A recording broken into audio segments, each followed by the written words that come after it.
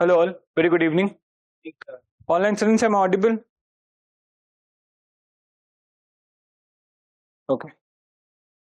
So last class we were talking about an idea, that is witchcraft acquisition.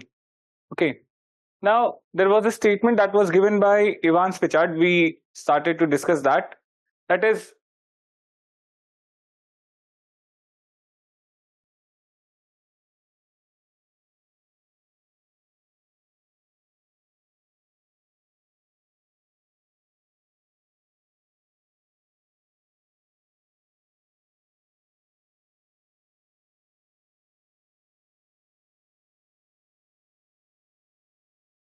witchcraft acquisition is a result of strained interpersonal relationship.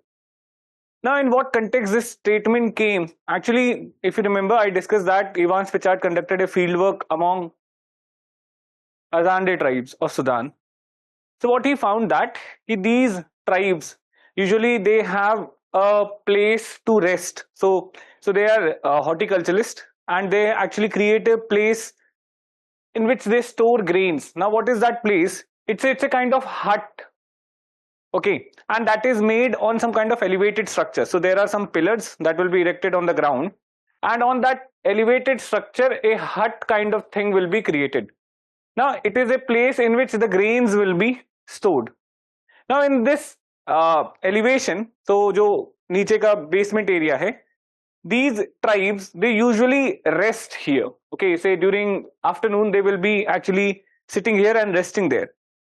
Now what he found that he one particular day a individual was resting under the granary, under the hut, and that particular granary fell upon him, and he was severely injured.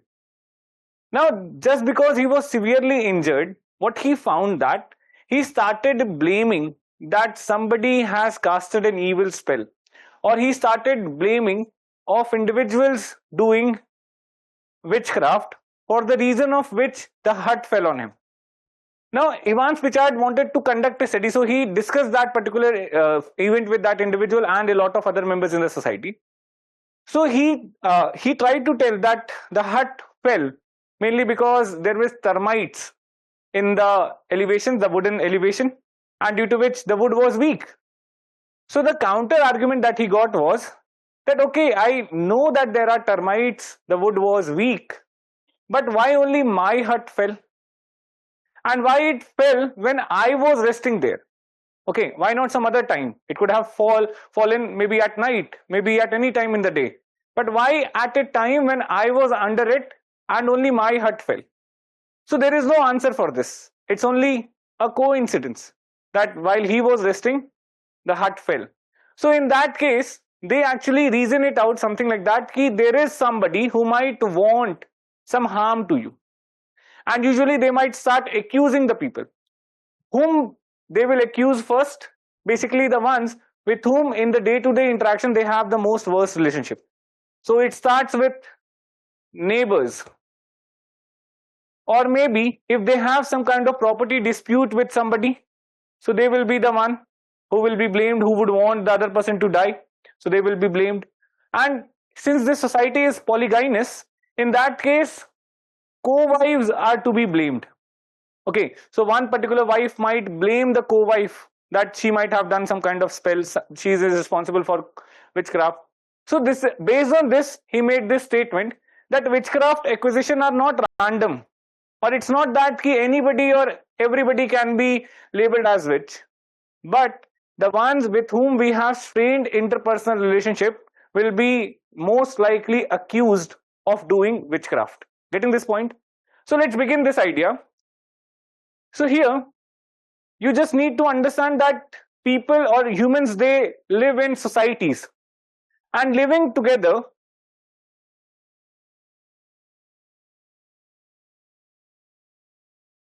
there will always be some kind of tension. So it's that ki when humans live alone, only then they cannot fight. When we are together, so there will be some kind of dispute, there will be some kind of tension that will always come. So social living generates some kind of tension. Now this tension increases during the time of crisis. So whenever there is a crisis in the society, in a family, in a group, so it actually will escalate the tension in the groups. Okay. And in such cases, people have a tendency to find cause. So whenever we have a problem, we definitely want to find the cause of that problem. Why? Because we cannot sit idle. We have to identify the cause and do something related to it so that that particular problem can be solved. So we just cannot accept that this problem is merely coincidental and I don't have any kind of control over it and let it be. Okay, we have to identify, this is a general human tendency to identify the cause, and in such cases, first you identify and then you do something to solve that cause. But in certain cases, when the cause is not visible or not very much clear, in that case, witchcraft acquisition creates a kind of scapegoat mechanism.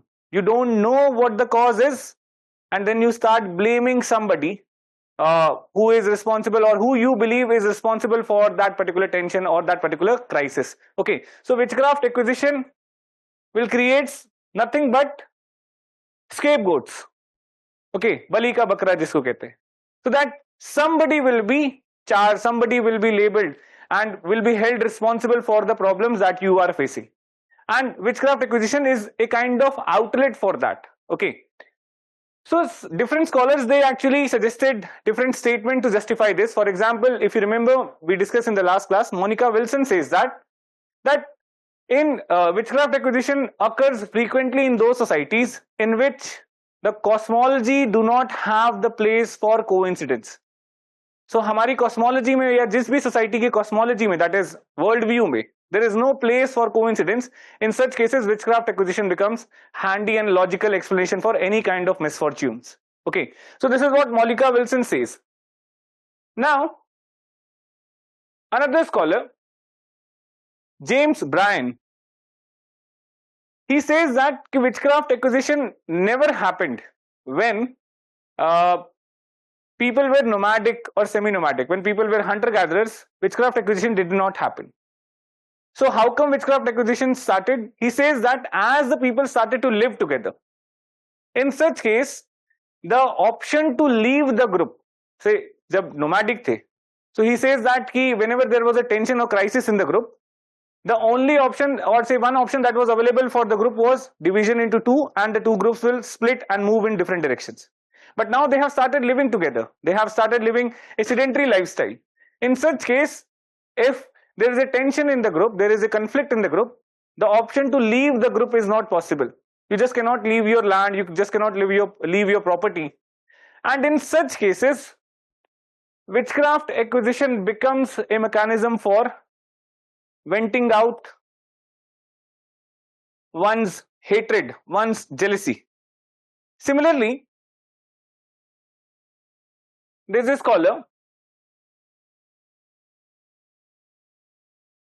Guy Swanson.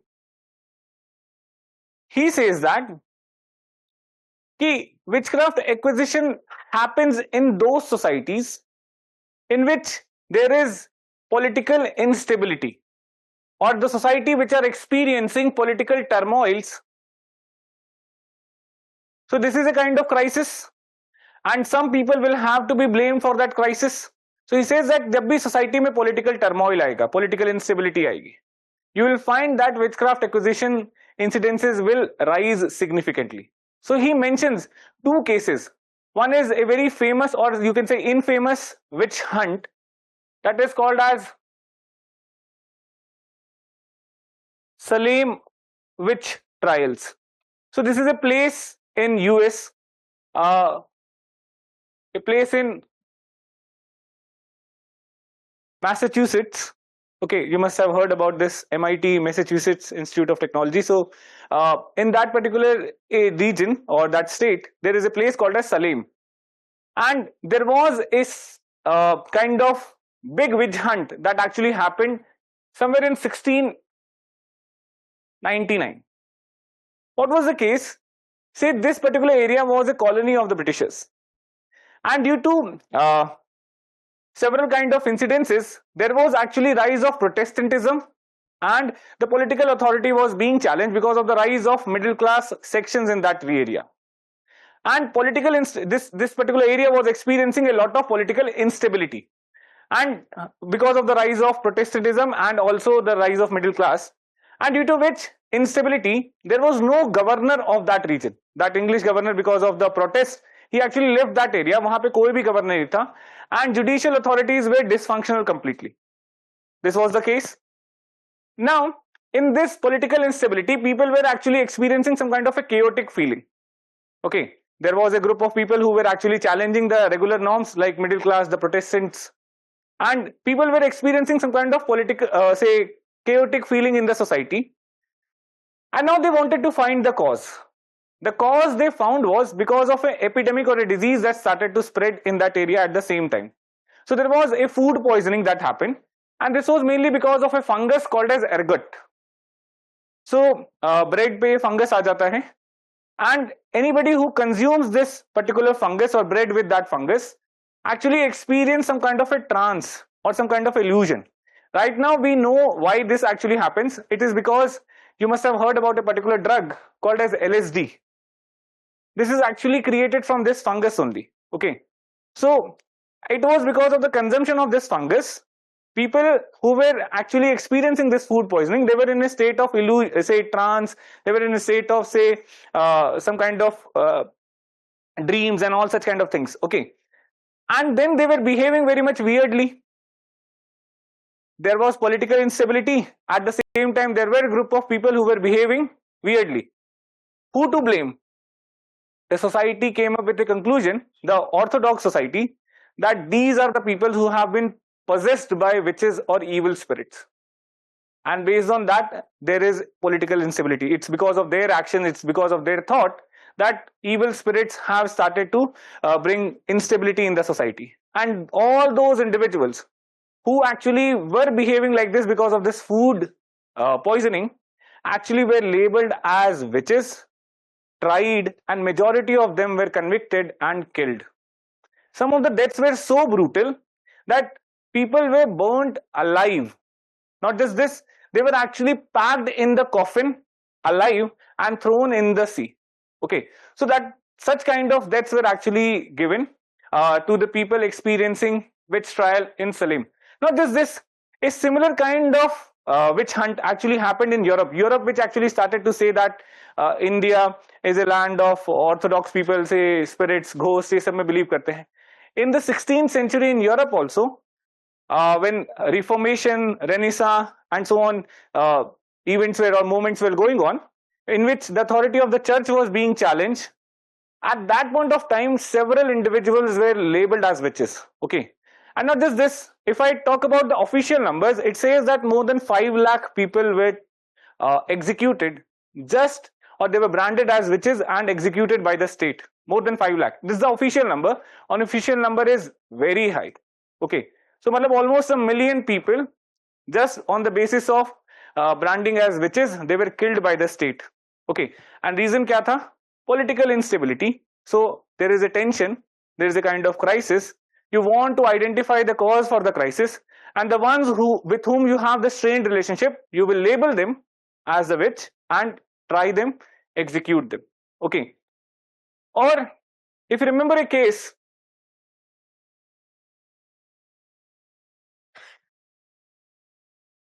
by Abraham Cardino, Marquesans of Polynesia.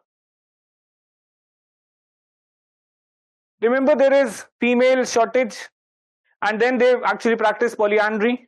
Due to polyandry, women are not able to take care of the children, and moreover, they are actually not able to give appropriate time to the husbands, and that's why there is this collective hatred against the women, and due to which secondary institutions label women as witches. So whenever any kind of mishappenings will happen, so you see that there is a tension between the sexes.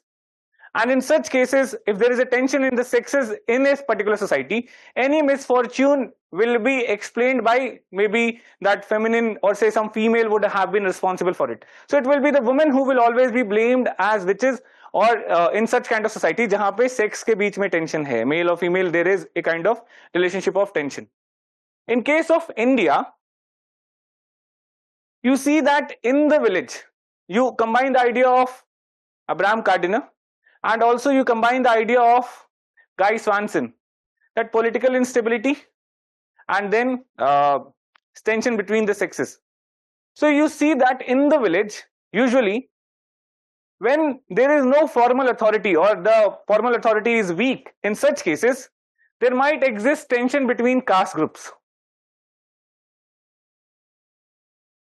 And in this case, when there is a tension between the caste groups, when the position of a dominant caste group is getting threatened or being challenged by so-called lower caste groups, in such cases, in order to assert their power, they might label the lower caste people to practice witchcraft.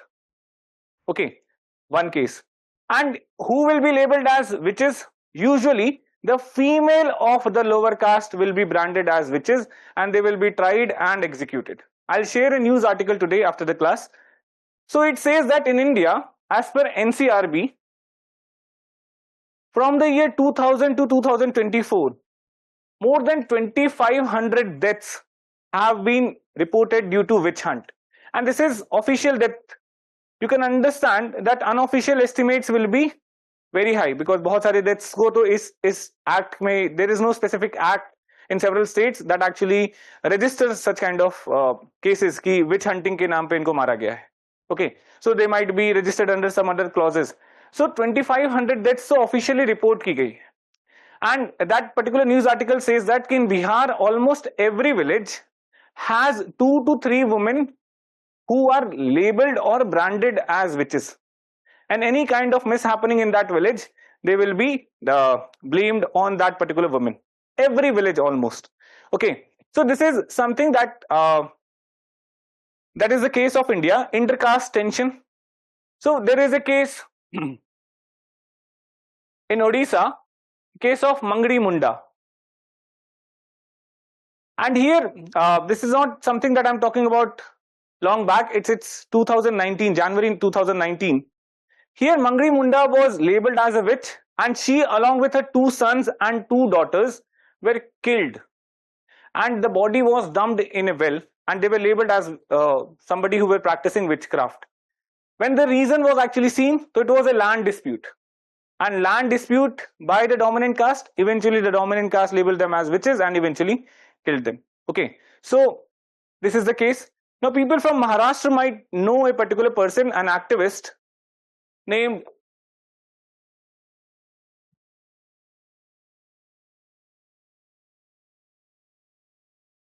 Narendra Dabholkar. So he was an activist against this particular kind of events. So he was finding that in the village of Maharashtra also these kinds of incidences, witch hunting, labeling people based on some kind of superstitious beliefs, that was very much common. So he created an organization, Andhashraddha Nirmulan Samiti. Okay, and they actually prepared a draft bill, that is anti-Jadu Tona bill, and they presented it to Maharashtra government. But eventually, when he was alive, this bill was not accepted by the government. He was seen as a kind of activist and was not given much importance. But what happened? He was shot dead in 2013. And after he was shot dead by certain right-wing elements, eventually he became more prominent, and it actually forced Maharashtrian government to pass a particular bill that actually eradicates human sacrifice or certain superstitious belief and practices or aghori practices. I don't remember the name of the bill. And similarly, you will see that multiple states in India, say Bihar, UP, Jharkhand, Chhattisgarh, Odisha, Maharashtra, they have specific bills related to witchcraft acquisition or witch hunting. And there is a particular other case also, a woman named as Birubala Rabha. She is from Assam. She herself was labeled as a witch, and somehow she escaped that witch trial, else she would have died, and later on became an activist. So she started to create. She created an association or an NGO whose job was to rehabilitate all the women who have been labeled or tried as witches, or to protect them. So it's a kind of helpline number they have created. So that is called as Birubala Mission.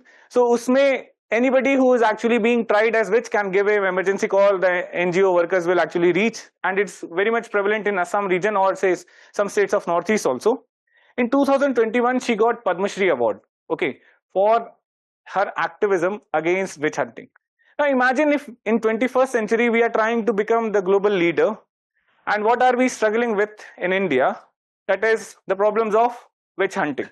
Okay, so these are two contradictions. So just to discuss about this, the contradictions in India, you must have heard about Amartya Sen. So Amartya Sen, he gave a very beautiful line. He says that there are two Indias.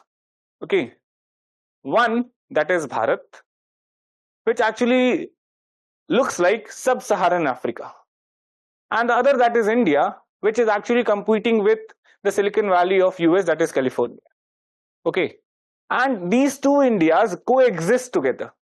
The sub-Saharan Africans, they live with Californians. Okay, you see Delhi, Gurgaon, Noida, or Mumbai, Pune, and all. So these are California, that is Silicon Valleys of India. Okay, and then you actually go to some areas of Bihar or Bimaru states, what we call Bihar, Madhya Pradesh, Rajasthan, and the democracy of Uttar Pradesh, Republic of Uttar Pradesh.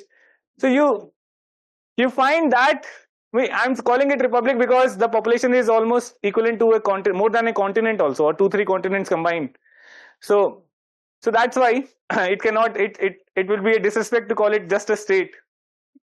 So here that case, you see that there is so much of stark inequality, and say the sub-Saharan African cases are coexisting with utmost prosperity existing in India. Okay, so Amartya Sen ne bola ki there are people who are cleaning the car, they will never get the chance to sit in. Who are cleaning the houses, they will never own. Who are distributing the newspaper, they will never get the opportunity to read. And this is what the India is. And one very good analogy that he gave, that you want to see both Indias, just go to the railway station. And in the same train coach, you will see the California India, that is second AC, first AC, and third AC. And in the general coach, we will see the Bharat. Okay, that is the people who are packed just like worms. Okay, people who are packed like insects, with the life of the individual is no more there. Okay, so here you can understand when there is a tension between these two sections, that is the dominant one and the ones who are subordinate. In such cases, witchcraft acquisition becomes one of the very handy tool to keep them in the place. Okay, so this is the idea that was given by Evans Pritchard. Just write this, and I'm discussing this so much because there was a separate question, 15 marker, talking about this, right?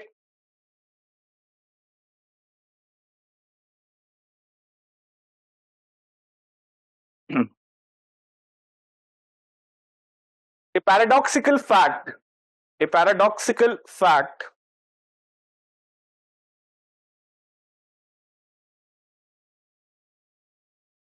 of society is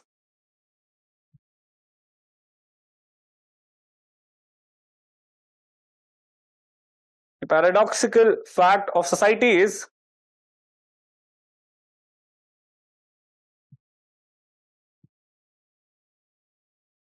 social living is social living generates tensions. Is social living generates tension.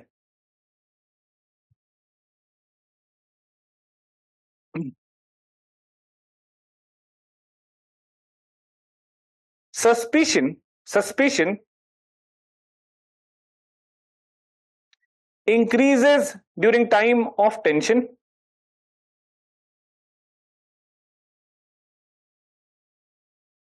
Increases during time of tension, and as stress increases, there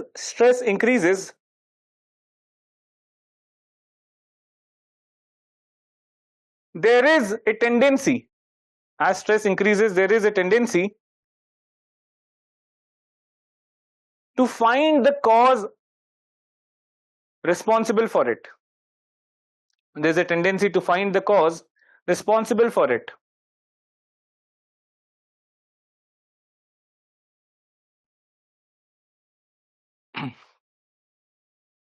In such situation, in absence of any clear-cut cause,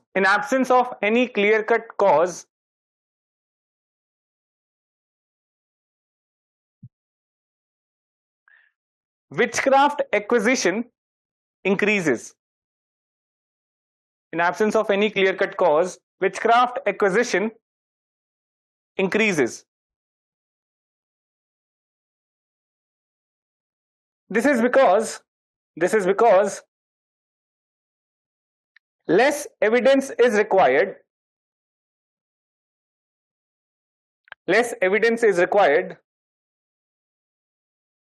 To prove the allegations.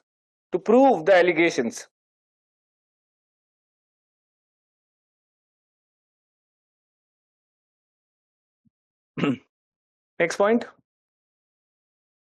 Relationships characterized by tension or competition. Relationship characterized by tension or competition are most likely to generate suspicion.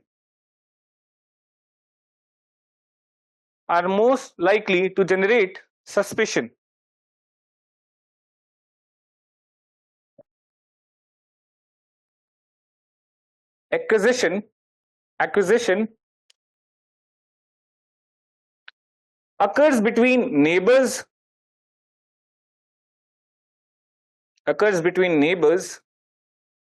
relatives, co-wives,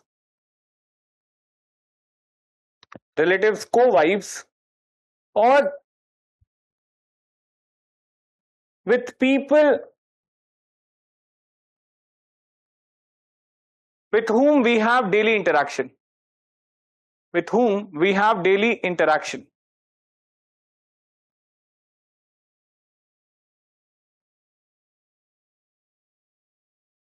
Next point. When conflicts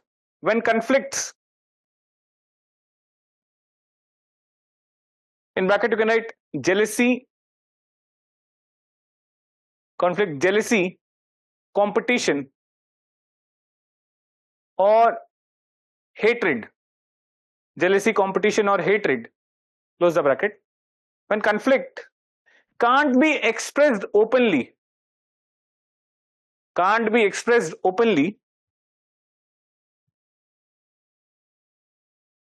witchcraft acquisition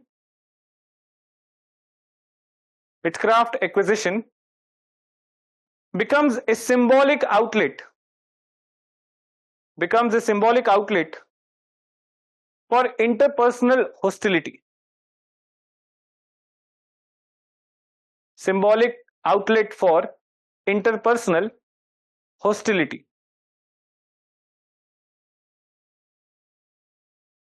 Next point. Those in weaker position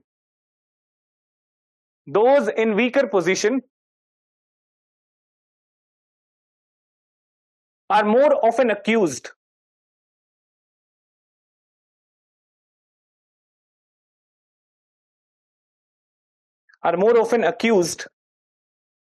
and it becomes a way to reassert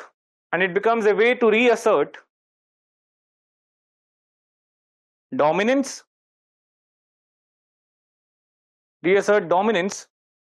or to eliminate socially inconvenient figures.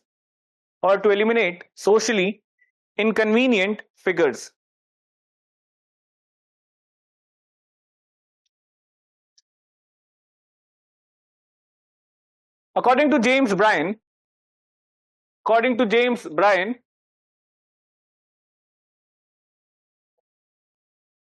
witchcraft acquisition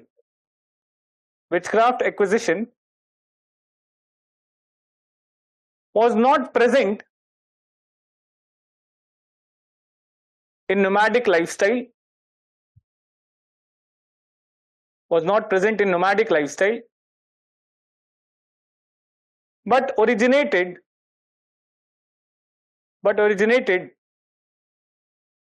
with sedentary lifestyle, with sedentary lifestyle.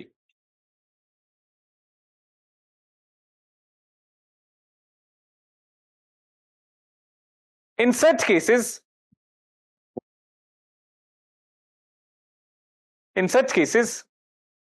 people do not have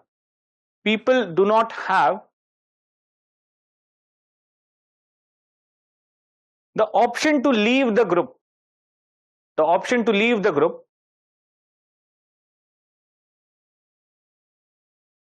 and have to live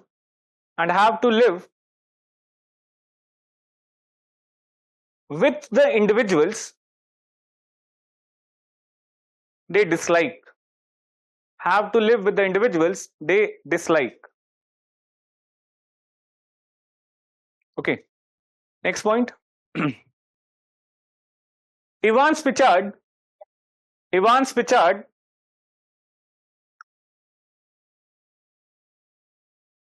in his study of Azande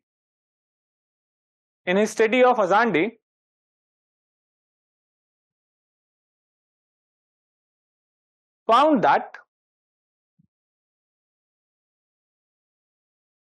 people do not accept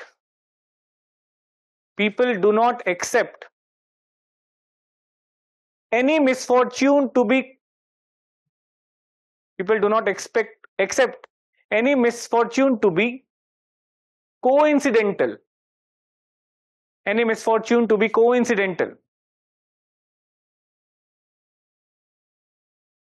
In every case,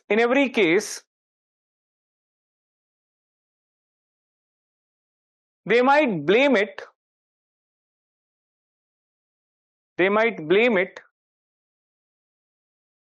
on somebody who they think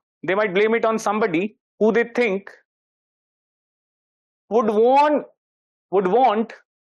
harm to them.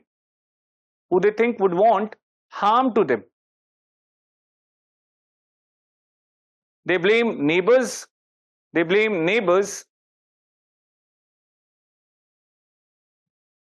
or people with whom they have any conflicts.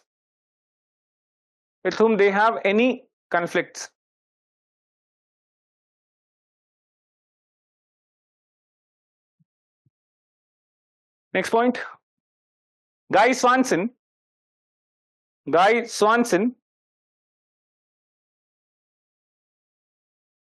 stated that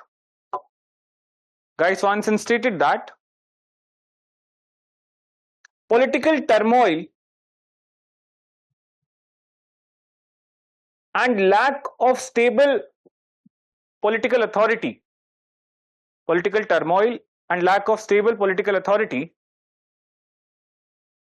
in a society might increase witchcraft acquisitions.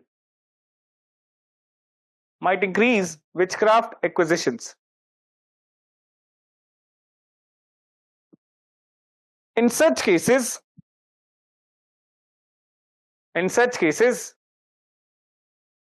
dominant political figures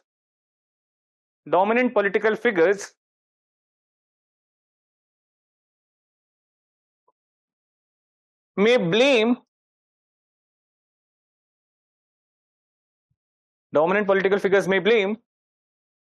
certain individuals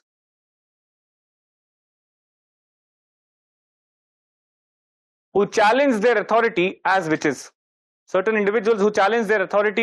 witches.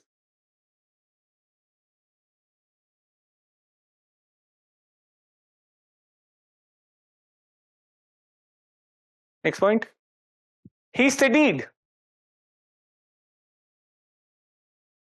the witch trials of Salem, US,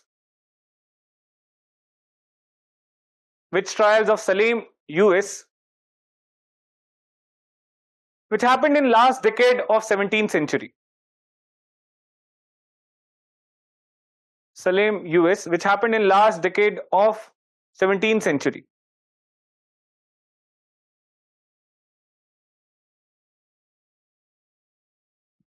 Salim was experiencing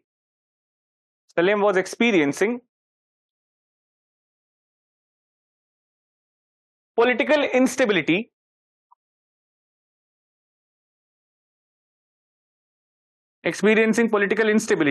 due to rise of Protestantism.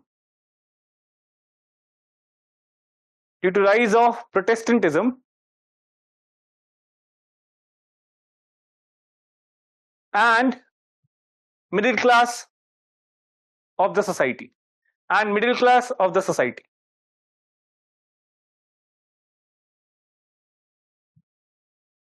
Next point. At the same time,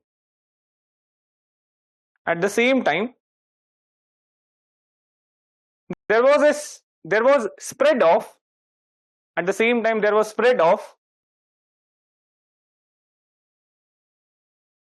fungus disease.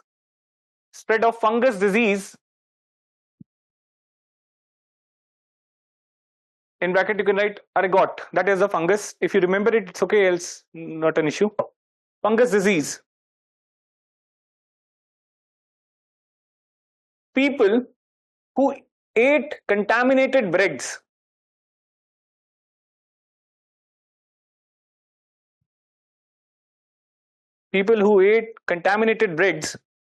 Suffered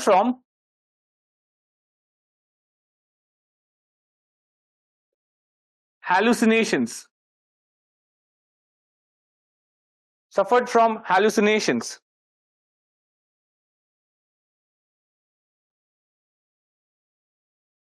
They were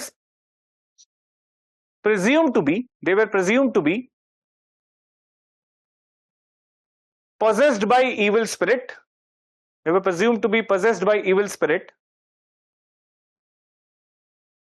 And labeled as witch. Presumed to be possessed by evil spirits and labeled as witch and executed.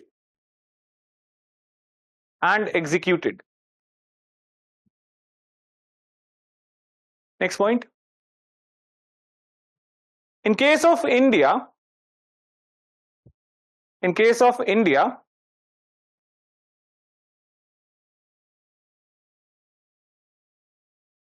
sorry, you can write in case of rural India, where formal political organization,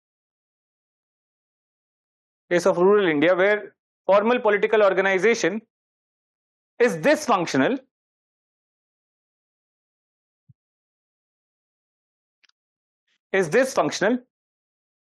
and caste tensions are high,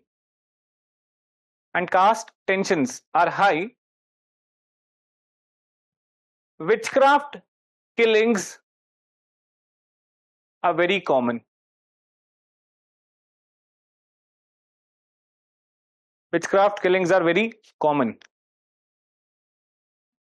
According to NCRB, National Crime Records Bureau,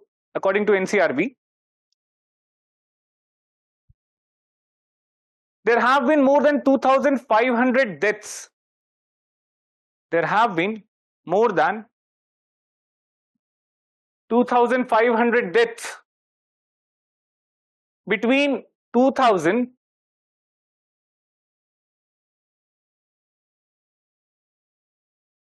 Between 2000 and 2024 due to witch hunting.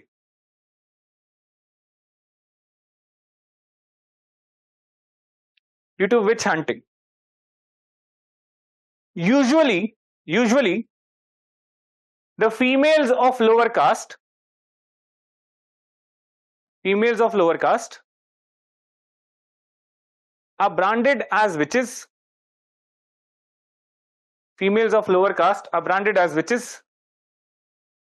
And killed.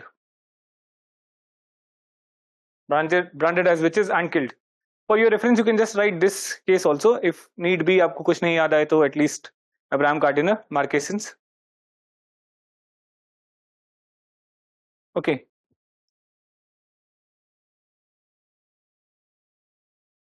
Sorry.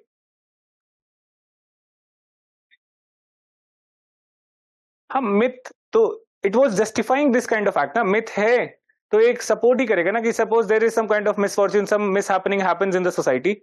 Who to blame? Because the story's narrative is saying that females are supposed to be responsible for that. So immediately the blame will go on the females. Okay.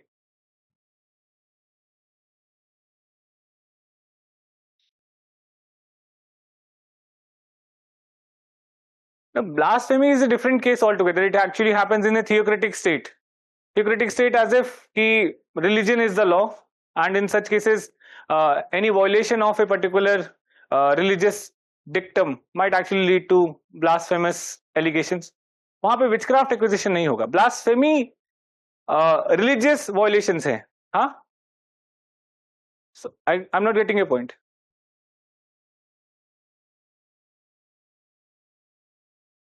हाँ बिल्कुल ठीक है, तो वो आप religious level पे करो. Blasphemy का एक एस्पेक्ट हो सकता है कि that particular person might be said to be possessed by Satan.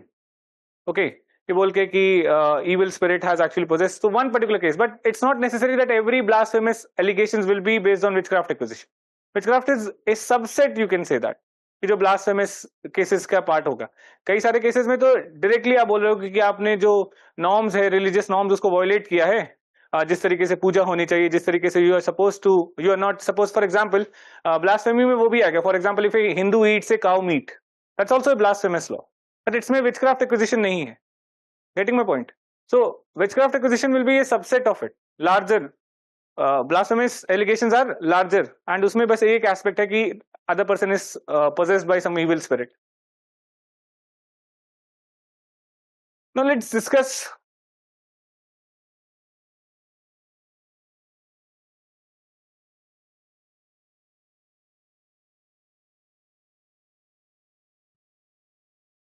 denomination, sects and cults. Although it's not mentioned in our syllabus directly, but there are certain aspects now UPSC has started asking which are not directly mentioned in the syllabus. Okay, and last year also there are certain questions in paper 2 that were asked from the chapter religion that were not mentioned in the syllabus, although we used to discuss it in the class. And I believe as the syllabus is evolving or as the questions are evolving, they might someday ask these questions also. What are sects, what are cults, what are denominations? So just copy this chart.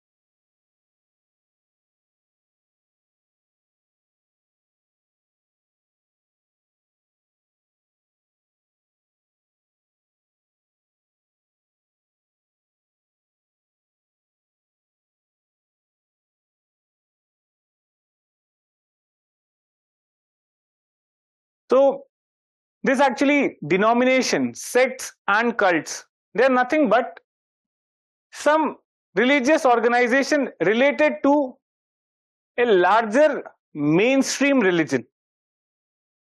So there is a well-established mainstream religion, say Hinduism, Christianity, Islam. So there will be some social organization or religious organization related to it, which might be a subset of that larger religious institutions. These are called as denominations, sects and cults, and they have different kind of features. So if you see here, so there are two features, that is respectable or deviant, and then here there are two features, that is uniquely legitimate and pluralistically legitimate. Now what does this actually mean? Respectable means whether they are acceptable by the society or not, whether they agree to the larger norms of the society or not. So if they agree to the larger norms of the society, then they are called to be respectable. And if there is a high tension between them and the society, they are not accepting the larger norms of the society, then it is called as deviant. Okay, the larger norms को वो reject कर रहे हैं. And then comes uniquely legitimate and pluralistically legitimate. It means whether they are claiming a monopoly over truth or not. So when they are claiming a monopoly over truth, then it is called as uniquely legitimate. And when they are saying that there is no monopoly over truth, okay, I have my truth, but others might have their own truth, they accept that their truth as well. So not claiming monopoly over truth, that is pluralistically legitimate.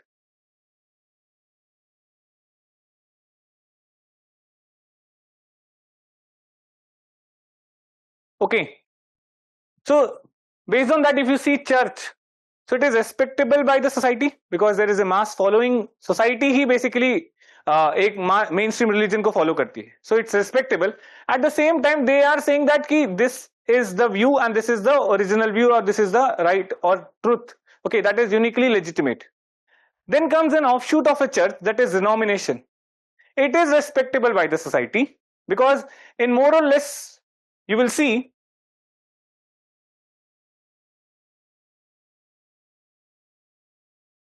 they largely agree to the norms of mainstream religion.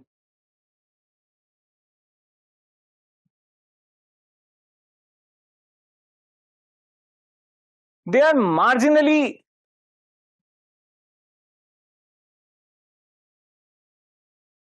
different from mainstream religion. Marginally, बहुत ज़्यादा difference नहीं है. Okay, in some way or the other, they might be different. Yet they have the similar belief system. They have the similar value system. कुछ इधर उधर they might actually differ, and that's why the tension between them and the society is very much low.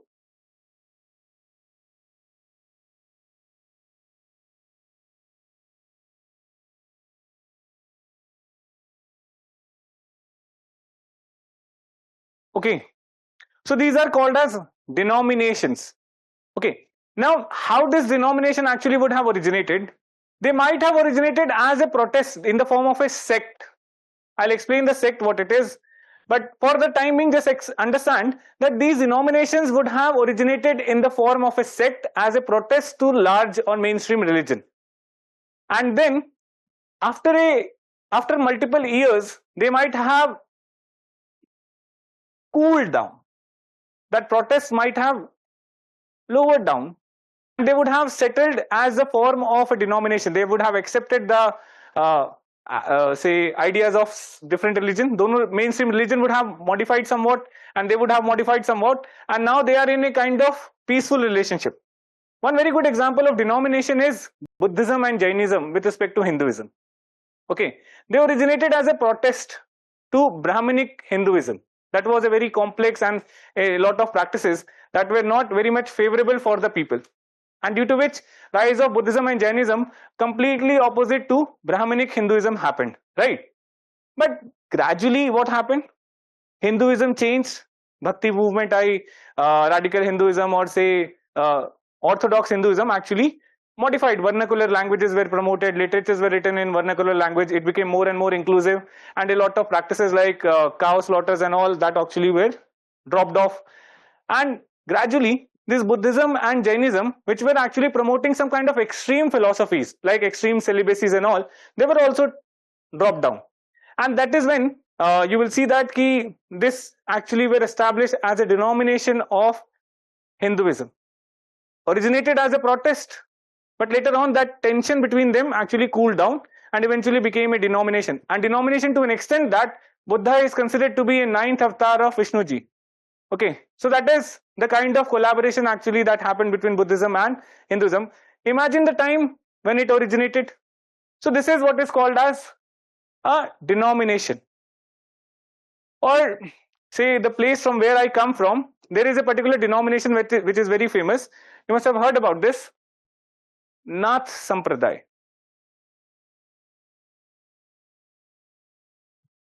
It's like from where Yogi Adityanath is there. So there is a Gorakhnath Mandir. Okay, and that particular temple is basically controlled by a community that is Nath Sampradaya.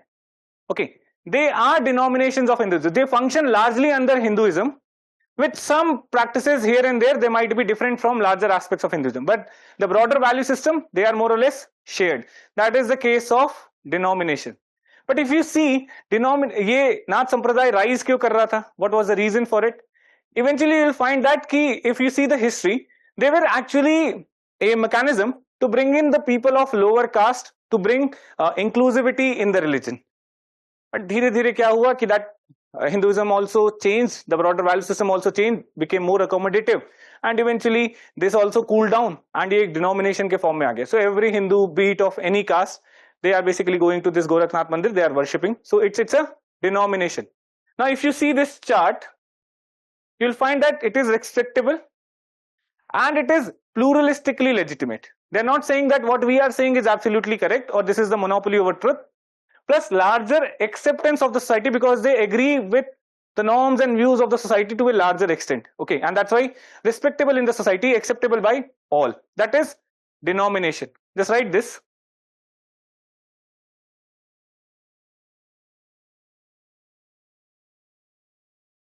According to Stark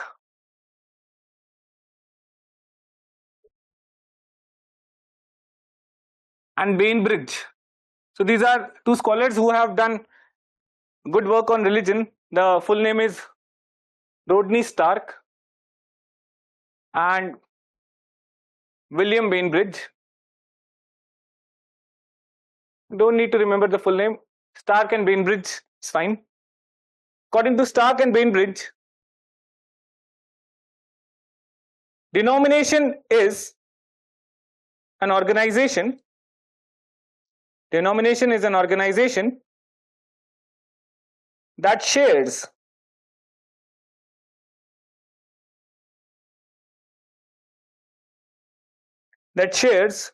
several but not all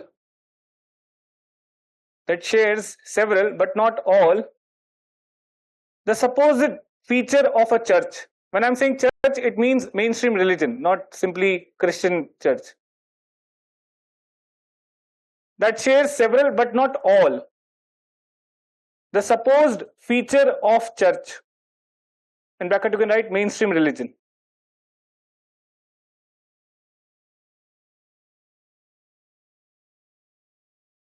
They are usually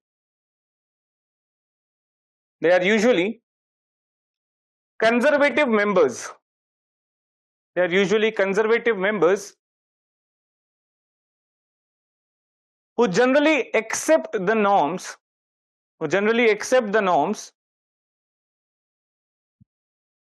and values of the society,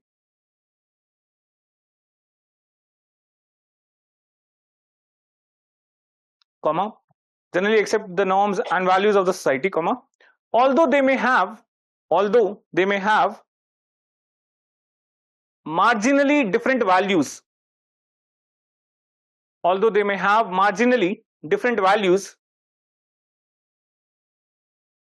from the wider society.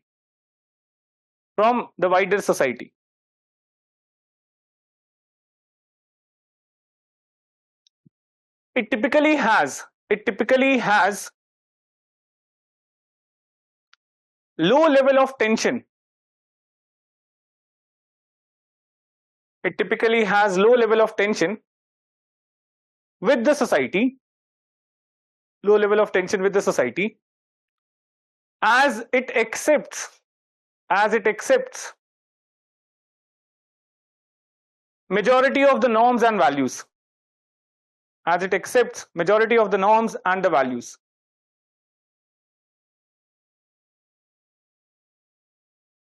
Next point.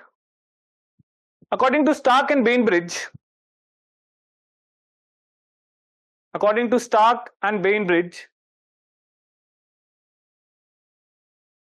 denomination often arises from sects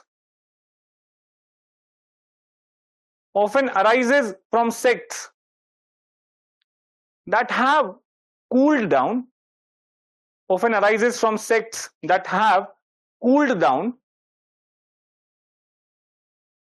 rather than rather than acting as an active protest group, rather than acting as an active protest group. For example, Buddhism and Jainism. Buddhism and Jainism can be said to be denomination of Hinduism. Can be said to be denomination of Hinduism. Even to a larger extent, you can say Sikhism is also a denomination of Hinduism only. Okay, so it's not a different idea altogether. We overlap in all. Sikhism in itself actually is a religion that is based on goddess ki puja. Okay, so Devi puja pe ek idea hai, that is Sikhism. So mainly we worship Devis. Okay, so there is a kind of prayers we regularly do it in the Gurdwara, and that actually says the first line is that Pratham Bhagavati Simar ke. So that means first name will be of Bhagavati, that is the Devi, and then I'll take the name of all the Gurus. Okay, so it's mainly based on Devi Pujan, and पूरे के पूरे ideas भी उसी से match करते हैं. Okay, now the next one is sects.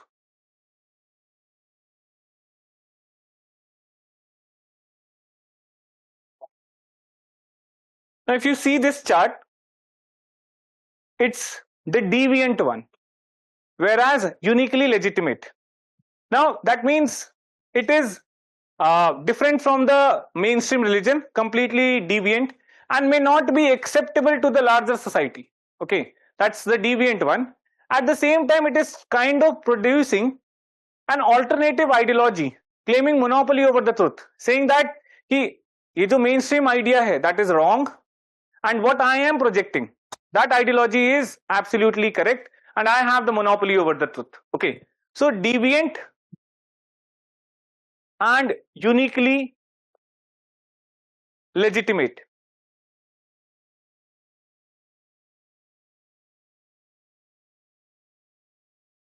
So Max Weber actually discussed about sects, saying that this is small, less well organized group arising as a protest to the mainstream religion.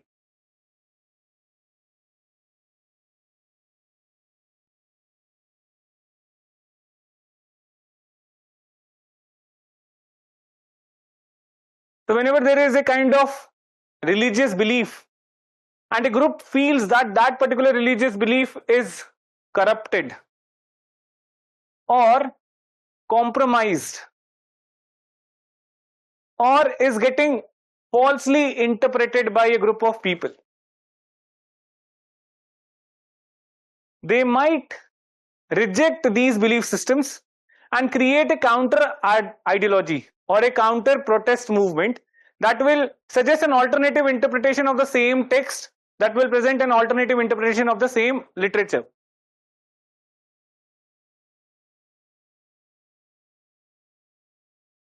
Am I audible?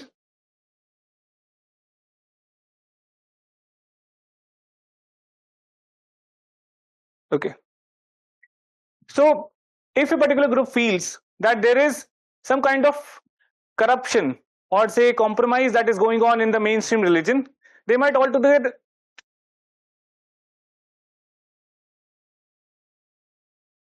let's wait for 1 minute then.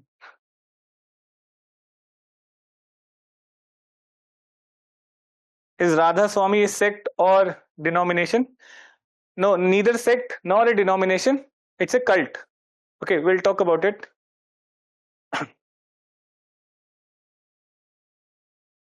किसको? नाथ समुदाय. We'll discuss about it. और हमारा काम यहाँ पे classification नहीं है कि किसको क्या कहेंगे. If you understand the concept of sect, cult or denomination, it completely your liberty to आप किसको कहीं पे भी डाल दो, कोई फर्क नहीं पड़ता. Okay. Our job is not to categorize different religious belief system into sect, cult. Just understand what is sect, what is cult, and what is the denomination. Okay. So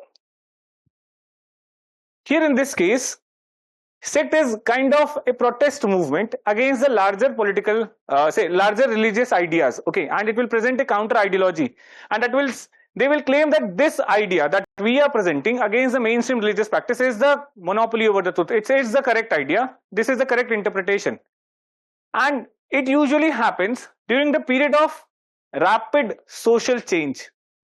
Whenever a society is experiencing a rapid social change, there will be rise of sects. So one very good example is that of Shia and Sunni. Okay, so after the death of Prophet Muhammad, there was a kind of ambiguity that who will be succeeding him as the head of caliphate. So there were a group of people who would suggested that Abu Bakr should become the head, and then other group said that Ali ibn, say I don't remember his full name, he should become the head. Okay, so the ones who supported Ali, they were Shias, and they were saying that that head should be from the family of Prophet itself. So he was son-in-law and cousin of Prophet Muhammad, and that's why they were supporting that family mein hi headship rehni chahiye. Sunnis were saying that no, it should become more kind of democratic, or say it should be based on the consensus, and that's why they suggested that the companion of Prophet Muhammad should become Abu Bakr, should become the head, and that led to a kind of division in the groups, that is Shia and Sunni. So here you can understand that there was a rapid social change that happened, or say some kind of crisis happened in the group after the death of Prophet Muhammad, and there was no particular successor that was previously announced, and that led to the rise of sects Shia and Sunni in Islam. Now in several places you will find that these sects now have cooled down. The tension is not that severe, and that's why in some places where these tensions are not that severe, the Shia and Sunni, they exist more like denominations of Islam, largely following the same rule book, and they are united. But kuch jagah pe these tensions are still very much prevalent, and due to which they are still in the form of sects itself. Okay, Buddhism also a kind of protest, jahan pe cool down kar gaye, so eventually they became the denomination of Hinduism. Now in case of sects, there is also a case that usually the disprivileged group of people or the lower class might join the sects. Why? Because the mainstream religious ideology might provide justification for the exploitation of these lower class, and that's why they want to reject it. So this is called as a protest against theodicy of disprivilege. What does this mean, theodicy of disprivilege? That if certain religious literature, they justify the exploitation of a particular section of the society, this is called as theodicy of disprivilege. Theodicy means a law by God to disprivilege a particular section of the society. It is getting a religious sanction, it's getting a religious justification, and a particular section feels that we have been disprivileged. So what they will do is they will present an alternative ideology, and that is they will create a kind of sects. So for example, in India right now, there is a sect that is rising up, that is Dalits, who basically regularly every now and then what they do is basically they destroy that theodicy of disprivilege by burning Manusmriti. Okay, because Manusmriti actually talks about that there are caste groups and intercaste marriages should be prohibited, or say several things that is basically mentioned in the Manusmriti, or what they believe that is written in Manusmriti talks about caste based hierarchies. Okay, so they basically reject this theodicy of disprivilege, and that's how they are actually emerging as a kind of sect in Hinduism. Getting this point? So Dalits, ऐसे ही Buddhism also emerges as a kind of sect, but धीरे धीरे वो cool down कर जाए. So normally what will happen, that with something that was emerging as a kind of protest movement, after a long period of time, it might itself establish as a complete religious organization, or it might develop as a denomination of the mainstream religion, because that protest, that anger will never sustain itself forever. उसको किसी ना किसी तरीके से अपने आप को organise करना होगा. से sect is kind of a transitionary phase, less well organized structure, and after a period of time it will develop organizations, it will develop some kind of bureaucratic structures, either in the form of a denomination, or it will become a church in itself, it will become a full-fledged religion in itself. Okay, so eventually sects do exist, but for some time. Now when you were saying that कि नाथ संप्रदाय को sect बोला जा रहा है, तो they are referring it to the time when it actually originated. Okay, उस समय उसको sect बोला जाएगा. But right now, can they be called as sect? No, they are existing in the form of a denomination. Getting this point? Just write this.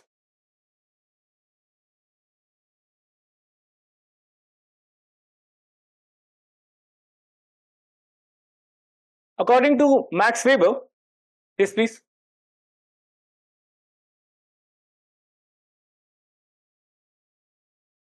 Okay.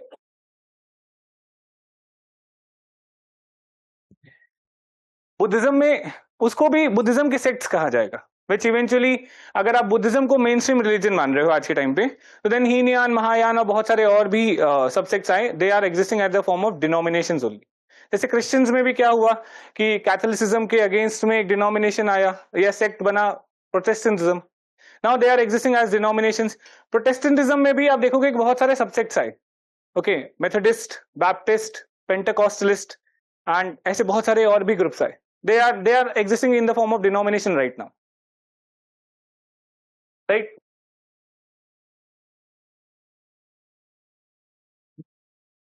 According to Max Weber, a sect is a smaller, less well organized,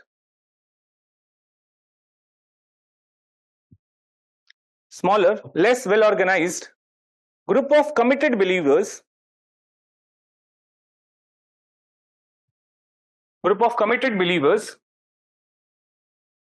usually created in protest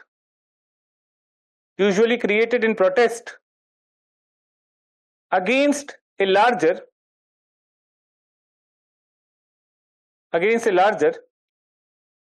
more established religion.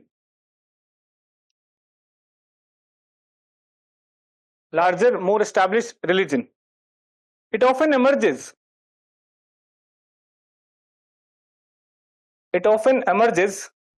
as an offshoot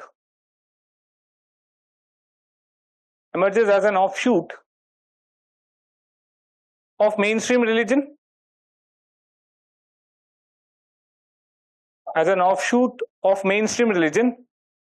or as a reform movement.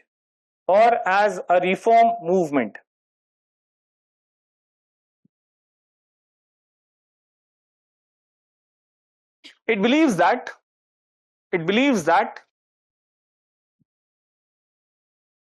the parent religion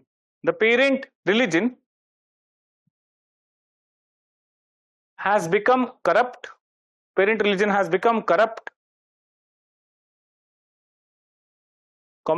Deviated from true doctrines,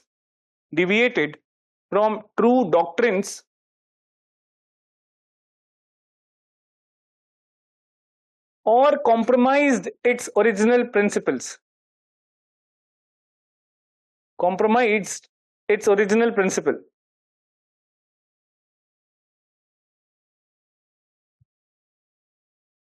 According to Stark and Bainbridge,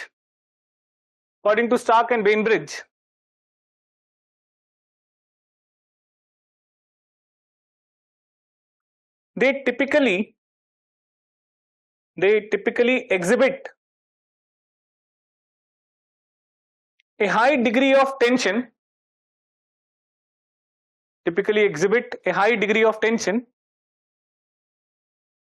with surrounding society.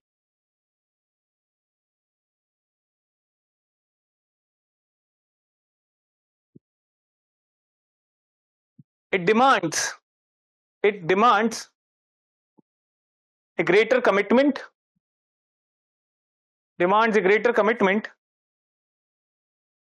and purity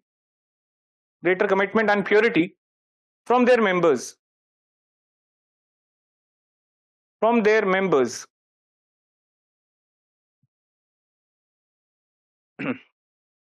Next point. According to Weber,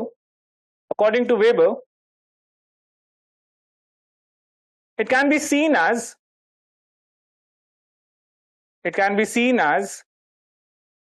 possible response to relative deprivation.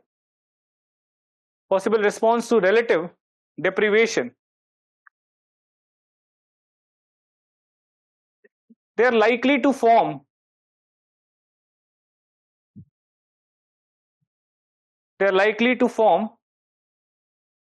within groups which are marginal in society.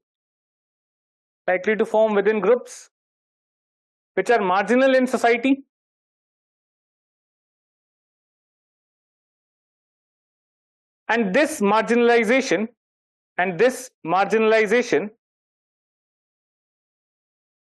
is justified through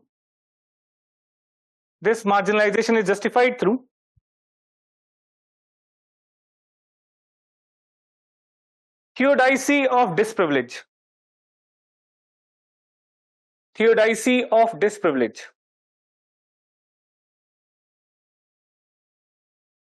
In bracket you can write religious explanation justifying marginalization.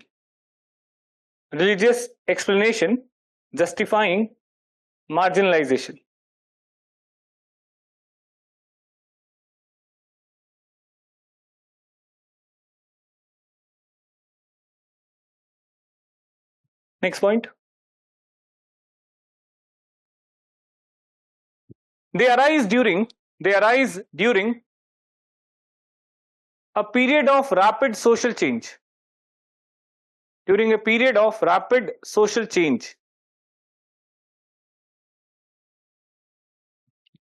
In this situation,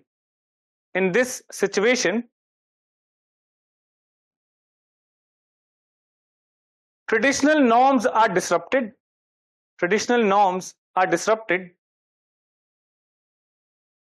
and traditional universal meanings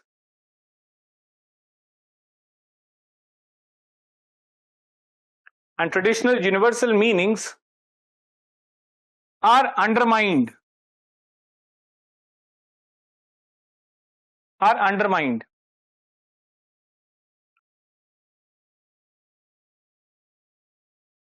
A sect tries to seek remedies.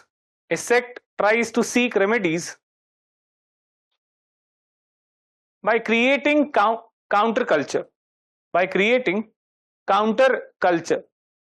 That is existing norms को oppose करके.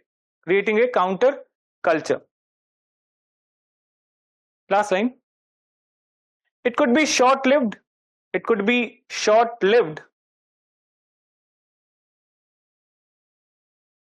Or could convert into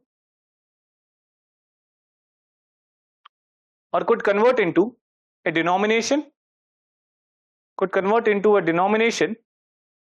Or a full-fledged religion. Convert into denomination or a full-fledged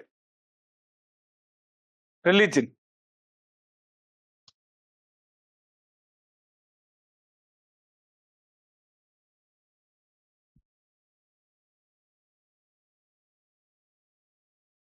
Now let's see cults. They basically are very much modern phenomena. Means you will not find cults in the past or long back. These are relatively modern phenomena in the society. In such kind of societies where individuals are facing or people are facing high individualism, they are actually getting devoid of the social relationship, or maybe they are experiencing there is a high heterogeneity in the society, or a lot of emotional and economic anxiety and insecurity in the society.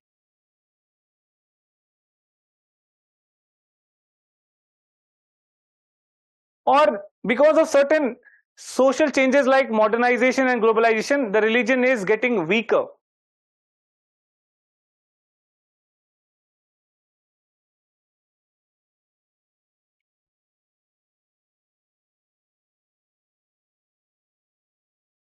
So in such cases, there might be a rise of certain charismatic leaders. Charismatic leaders means the ones who have a great oratory skill, ability to connect with the masses, pull the masses, attract the masses. That is the charismatic leaders. Okay, and they might actually act as a guide to the masses. So remember Zygmunt Bauman talking about moral experts. So these are those moral experts in the modern time. So here they will not be, or cults are not associated with any kind of parent religion, but they basically try to bring some kind of novel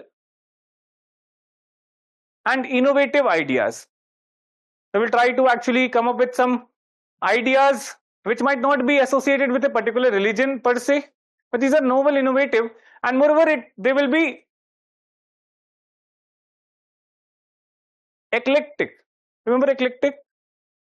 बहुत सारे belief system को combine करेंगे. So something from here, something from there, and the hybrid is very much different from any parent religion. So ये भी ठीक है, वो भी ठीक है, कुछ नई नई practices, and they will actually bringing like this. So this is what is called as the cult.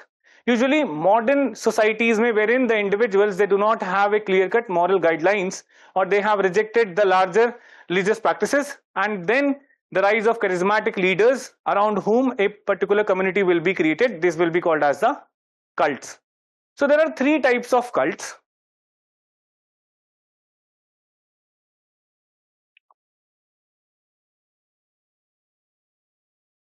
First is called as the audience cult. So these audience cults, these are least organized, and they hardly have any face-to-face interactions between the cult leader and the clients or the participants. And moreover, they never demand exclusive membership to this cult.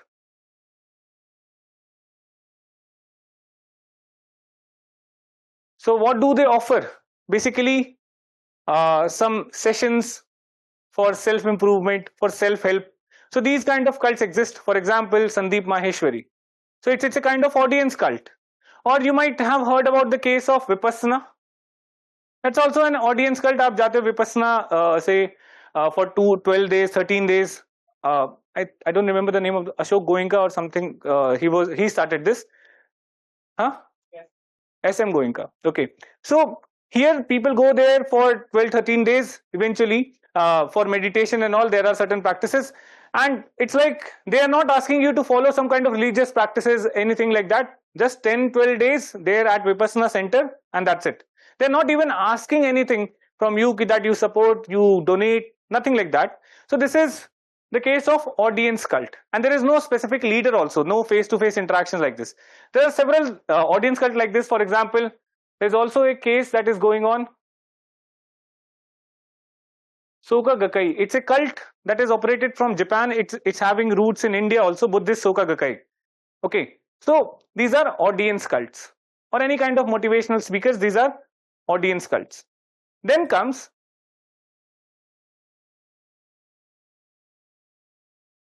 client cults.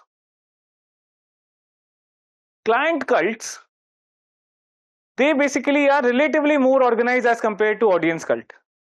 Okay, and they will be offering some specific services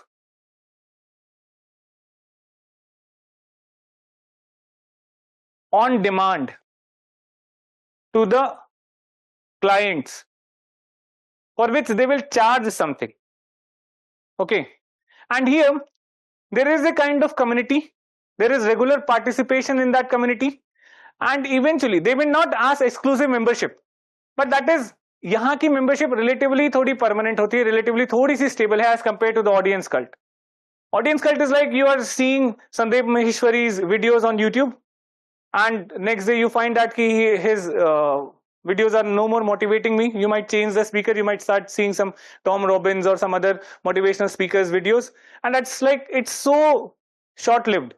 But in case of audience cult, you might actually take some kind of service from them, pay them for that. So for example, Sadhguru, an inner engineering program. So you might take a proper service there, maybe that is lasting for 1 month, 2 months, or maybe you might go there every Shivratri on Isha Foundation, Coimbatore, okay, just to experience that Shivratri festival.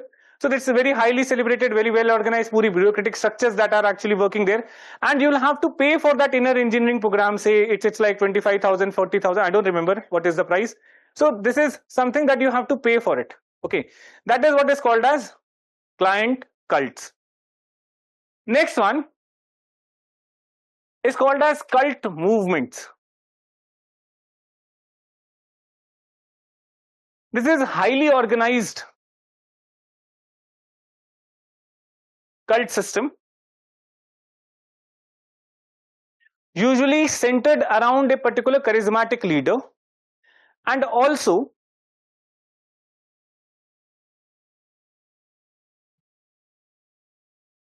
they may have organizational structure that might satisfy all the religious demands of an individual. Means it might give you all the kind of services that you require in case of religion, sari ki sari cheezein. And that's why the demand that they pose on the individual, that is very much strict. They demand a greater commitment, they demand participation, and also they might also demand some kind of exclusivity, that if you are a member of this cult, you just cannot follow any other belief system. Okay, so this is what is called as cult movement. You might have heard the name of Osho.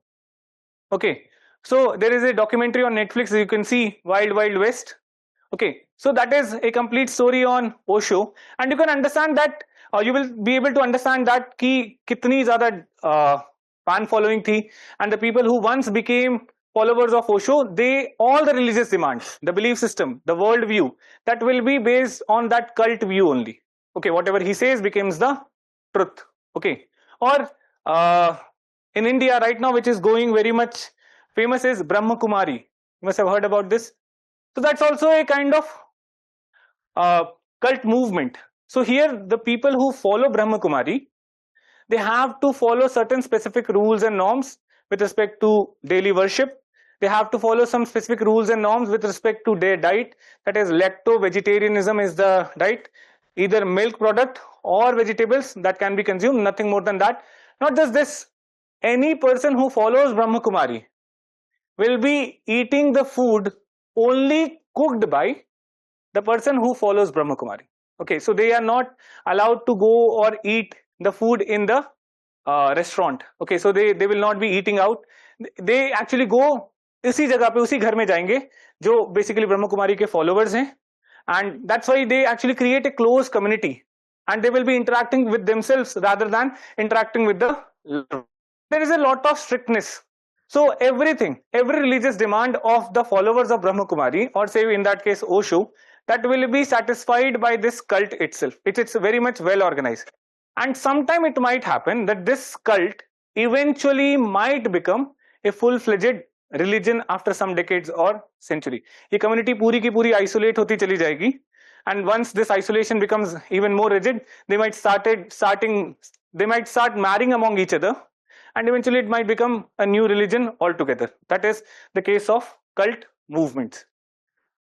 Now these, why the cults basically are very much rising, I told you that there are certain factors. At the same time, there are certain other reasons that is actually promoting cult in this modern world. Now what is that reason? Maybe political patronage. So these cult, they become a big vote bank to be influenced. So you must have heard about this Dera Sacha Sauda, Ram Rahim, okay, who was famous for not so good reasons.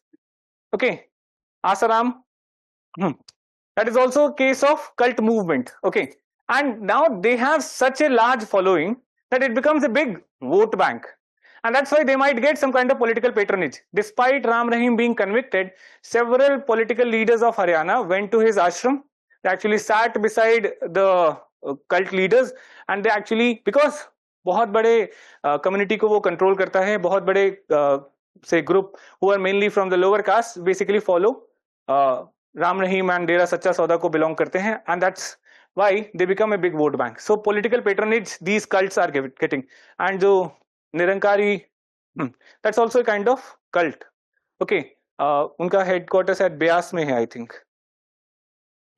So these are political patronage. Second,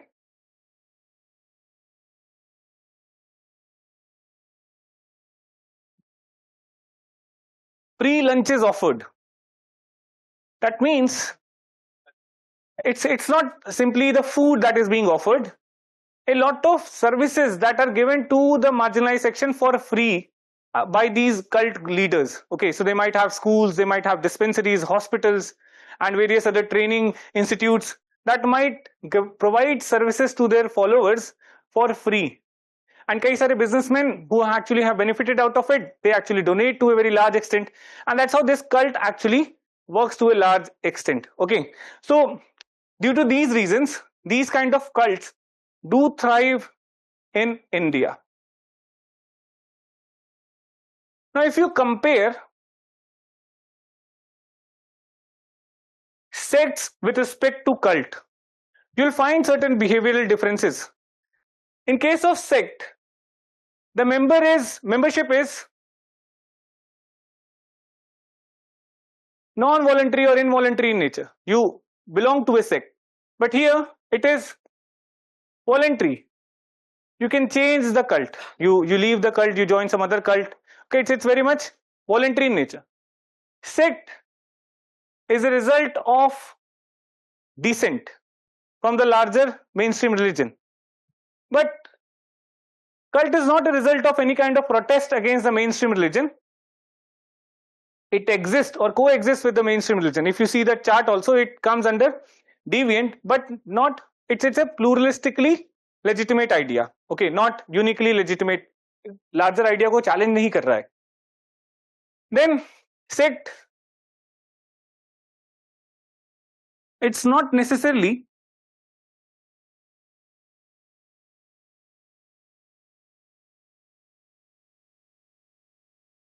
modern phenomena. Means it could have existed in any kind of society, not necessarily modern. It exists in modern society. Here, sects might attract relatively larger crowd as compared to cult, who might have relatively smaller crowd. And sect will have high tension with the society, although both are deviants, but sect will have a higher tension with the society, whereas cult will have relatively lower tension with the society. And the last one, that is sect is claiming uniquely legitimacy or legitimate or monopoly over truth. It is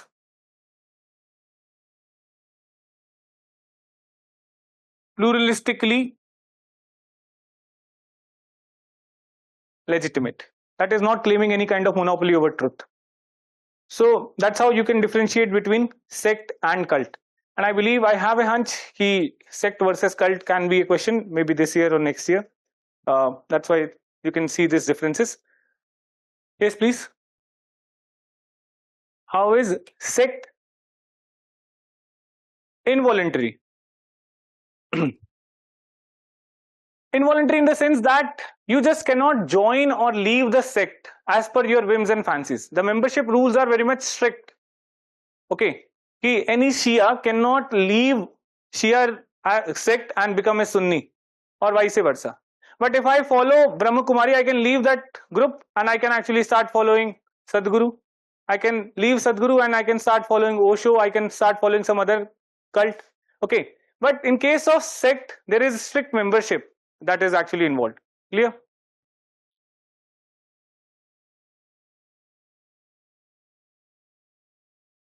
Almost.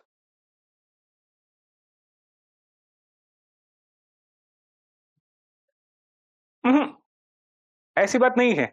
Suppose if you are watching Sandeep Maheshwari, okay, now if you see what your father will say, that is the tension with the society, okay. Or when you actually say that I'm going to Sadhguru for Isha Foundation for inner engineering program, ये सब फर्जी वाली बातें हैं. Getting my point? So that is the tension that, so not everybody will accept, or you say that I'll join Brahma Kumari and मैं उनके rules को follow कर रहा हूँ, ये सब झूठ बोल रहे हैं, क्या क्या कर रहे हैं. That is the tension that they have. Sorry.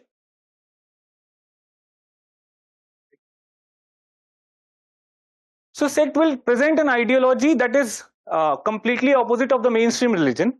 So Buddhism also, they presented an ideology that was completely opposite of the mainstream Hinduism that was there. So उस particular time पे जब ये sect की तरह काम कर रहा था, it was trying to claim monopoly over truth कि ये idea सच है, ये enlightenment का idea सच है. Okay. बाद में it came into peace with the mainstream religion. Right? Cult.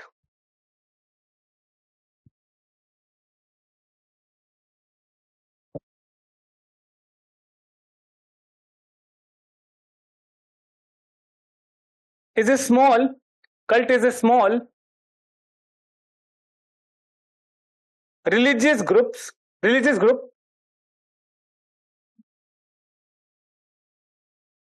small religious group with beliefs that are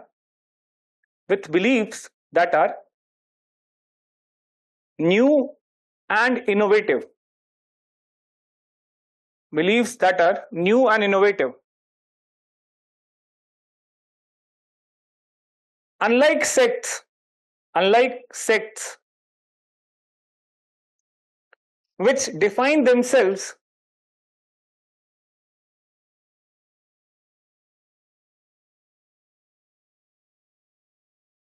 in relation to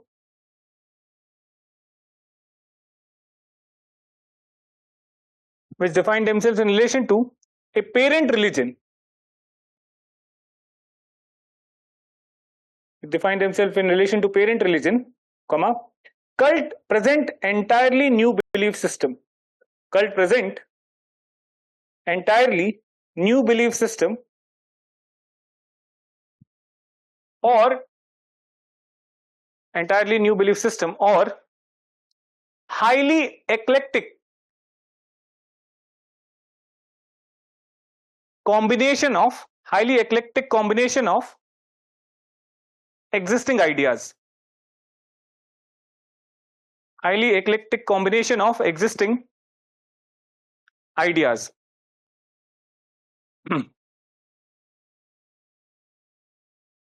According to Stark and Bainbridge,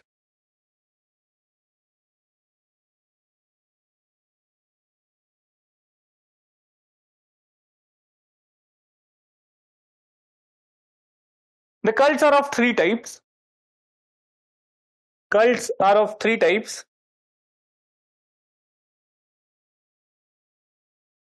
First, audience cult.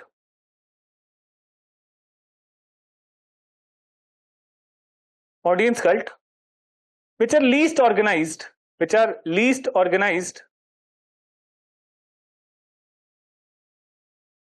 and have no formal membership.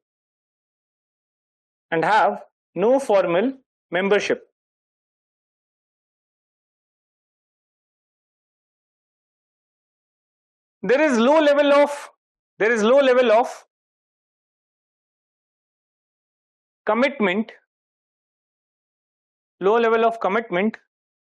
and involvement from the participants.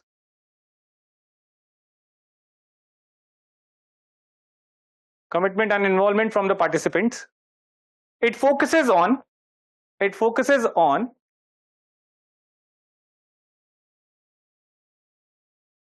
personal growth or self-help techniques.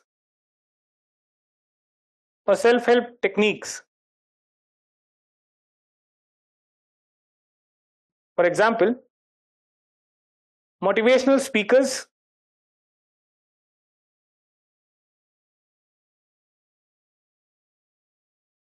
okay. Next, Client cults. Client cults.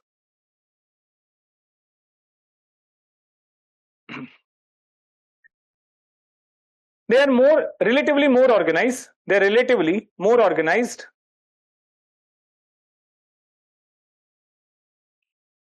and offer services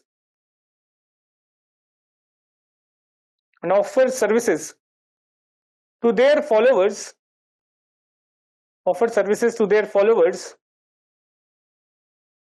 without demanding total commitment.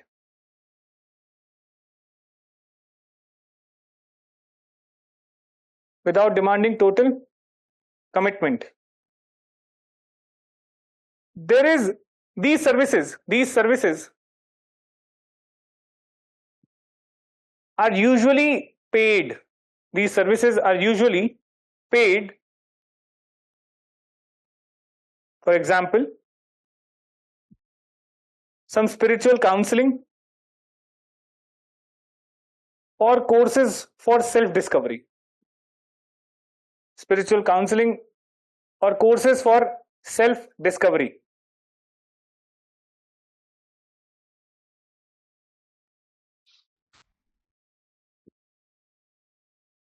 Next point.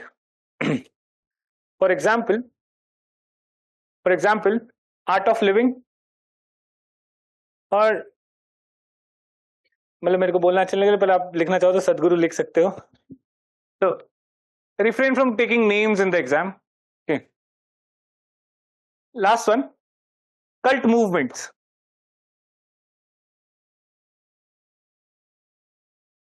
Cult movements are most highly organized and demanding cults. Highly organized and demanding cults.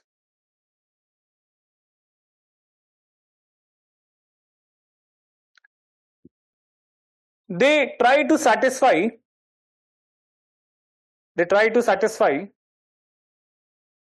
all the religious needs of their followers.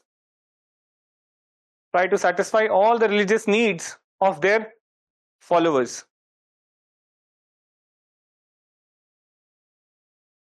They demand total commitment.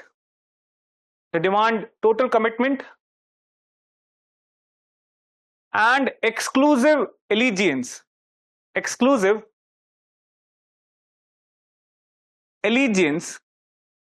from their followers.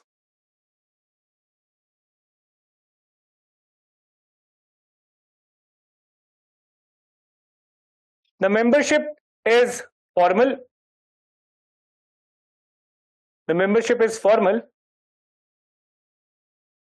And in many cases permanent.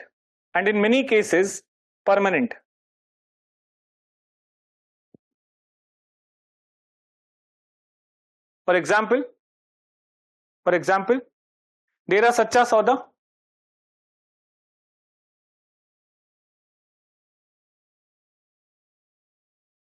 और ब्रह्म कुमारी. डेरा सच्चा सौदा और Brahma Kumari.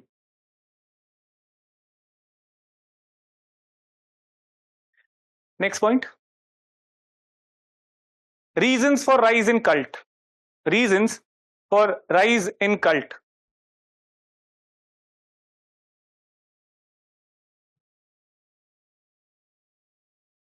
Cults are modern phenomena.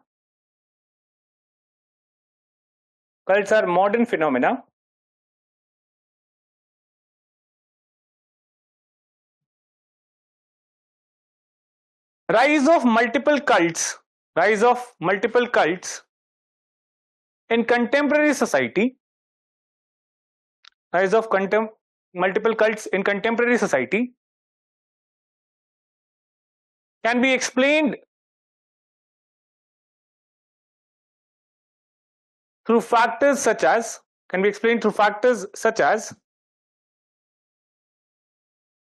first, high social high social, economic, and psychological insecurity. Social, economic, and psychological insecurity. Second, rise of heterogeneity in the society. The social bonds are getting weakened. Rise of heterogeneity in the society.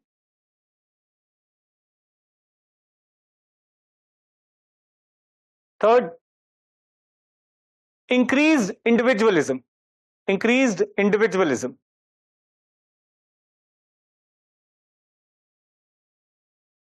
Fourth, conflict between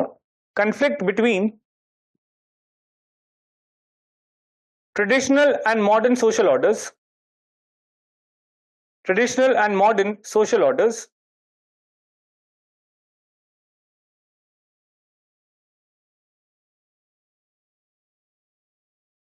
Next, changes due to modernization and globalization. Changes due to modernization and globalization.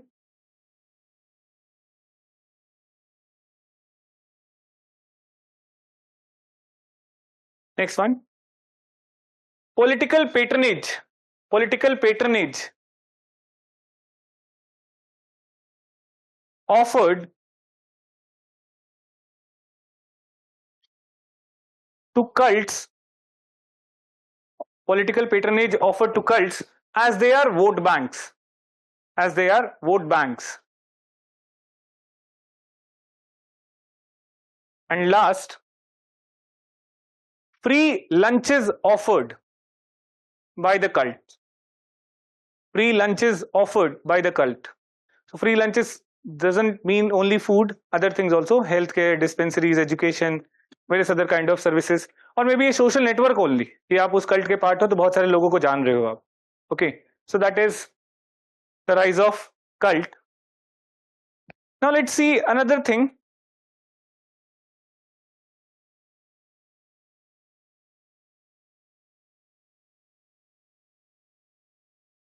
Religiosity. So this particular topic this year, it was asked in paper 2. What is religiosity and how do you explain or explain the difference between secular, theocratic and fundamentalist society? ऐसा कुछ सवाल पूछा गया था. I don't remember the exact question. You can see it in paper 2. Although it was not at all related to any topic in paper 2, but anyways it was asked in paper 2. It's related more to religion. So what is religiosity? As you can understand from the name, that it's the intensity of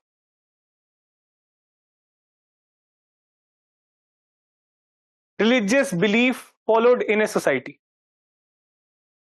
or a degree of practice of religion in a particular society. So if that society has a greater belief or greater commitment or say greater belongingness to the religion, it will have a higher religiosity. Okay, so shared experience should be high, belief system should be high, ritual system or say practice of rituals collectively should be high, and that will have a higher religiosity. And if the society is having lower participation, lower belief system, okay, so then it will supposed to have declined religiosity. So it's simply the degree to which a particular society is religious, that is what is called as religiosity. So there are two extremes of it. One is atheism, okay, and the other extreme is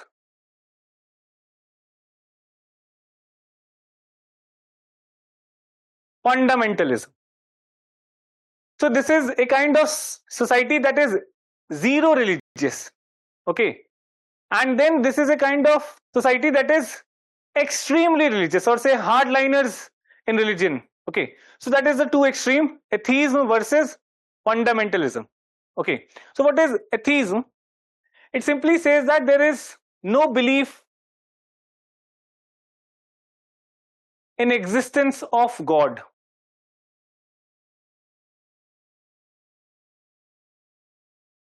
But this is not a simple idea that they reject God and that's why they are atheist. Even atheism also varies from culture to culture or time to time. So for example, there was an idea of atheism in Indian society, that is Charvakas. So there is nothing called afterlife and all. So every atheist group also will have some kind of worldview, or what is called as some kind of ethical moral principles, and they will actually have some kind of rationality. Maybe they might actually stick to scientific rationality. Okay, they would actually say that key, rather than seeing the world from religious text, I should be using scientific explanation to understand the phenomena. And they might have their own ethical morality, that maybe they might promote humanism or environmentalism. This can be their morality, that all the species in the environment are equally, you can say, equally respectable, they have equal rights, and they all need to be protected, no animal should be harmed. So they can have their own morality. Okay, and that actually creates atheism. Only basic idea is that they do not believe in the existence of a supernatural power. But let me tell you one very interesting fact. If you see it from the point of view of Durkheim, atheism in itself is a religion then. Okay, kaise? So if you see the definition of Durkheim, unified system of belief and practices related to sacred things, things set apart and forbidden, belief and practices which unite into a moral community called church, all those who adhere to them. So they do have belief and practices, unified system of belief and practices. They are a moral community. They have their own morality. And the basis of that morality is not God, but they have some kind of morality. Okay, and there is a moral community for that. So in that case, atheism, can it become a religion as per Durkheim? Because there is a society, and society is worshipping itself, anything they can consider to be sacred. So when they are saying that ki science is their rationality, so they can create a laboratory that can be sacred. बोले कि ये हमारा temple है. For them, the parliament can be the temple where the laws are made, or for them, say some dams, bridges, factories which are actually generating jobs or bringing prosperity to the country, they become the temple, right? So in such cases, Durkheim की बात तब भी आ जाएगी. It's only that atheism is simply lack of belief in lack of God, but it doesn't mean there is a lack of religiosity. Religion to tab bhi hai. There is a moral community and with a shared belief and system. Okay, so they are not irreligious. It's only that they have a different sacred. So Durkheim ने ये बात बोली कि religion का मतलब belief in God नहीं है. Religion simply means society worshipping itself. So as long as there is society, there is religion. So according to Durkheim, atheism is also a form of religion itself. Okay, but this is one particular idea, that is atheism. So first write this and then we'll see fundamentalism. Just write.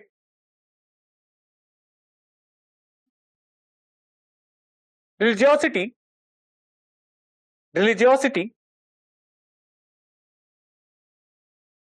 refers to intensity,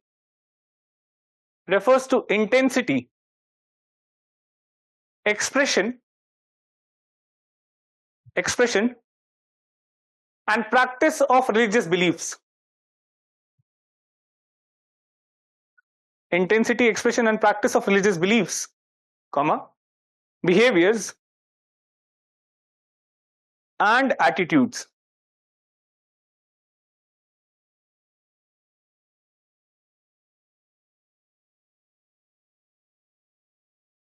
Religiosity is not static.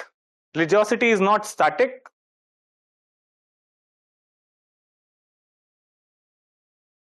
And can change in intensity. Can change in intensity, form, and meaning. Intensity, form, and meaning within individuals and across generations. Within individuals and across generations.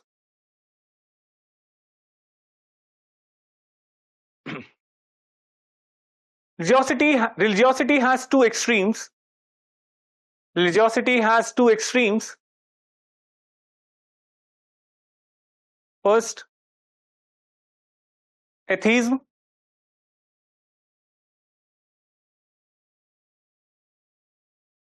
It refers to a lack of belief, refers to a lack of belief in God or deities.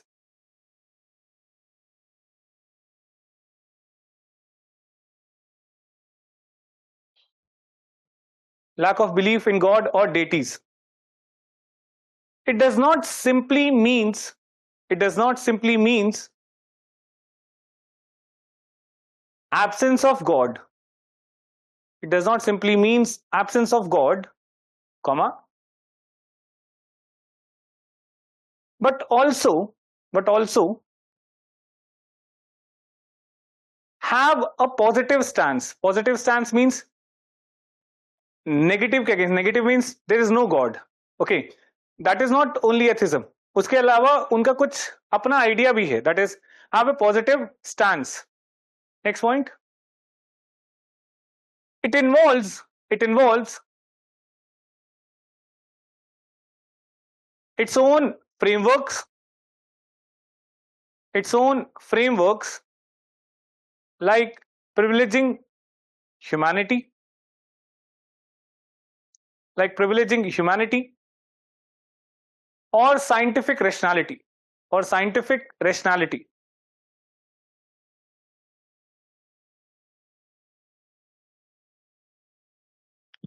It has unique worldview. It has unique worldview and ethical moral commitments. Unique worldview and ethical moral commitments.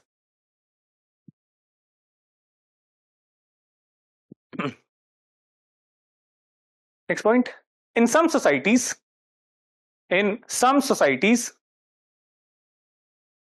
atheism is state imposed. Atheism is state imposed. For example, USSR. Communist idea tha, they reject God, religion and all. USSR. Not the present Russia, but USSR. Or Albania.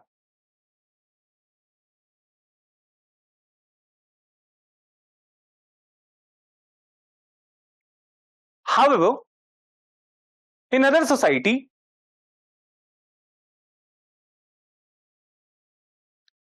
the atheist may face social stigma.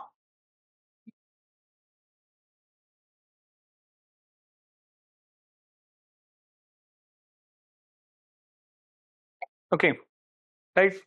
According to Durkheim,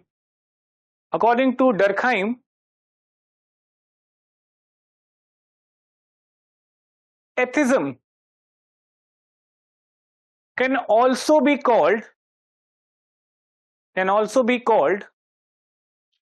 as a form of religion. Atheism can also be called as a form of religion. As per Durkheim,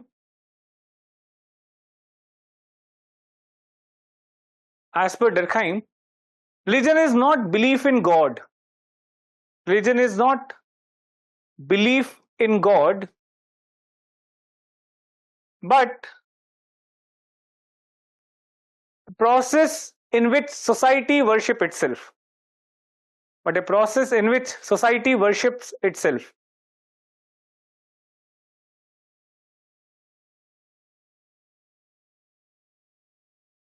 As long as there is society, as long as there is society, comma, there will be religion. There will be religion.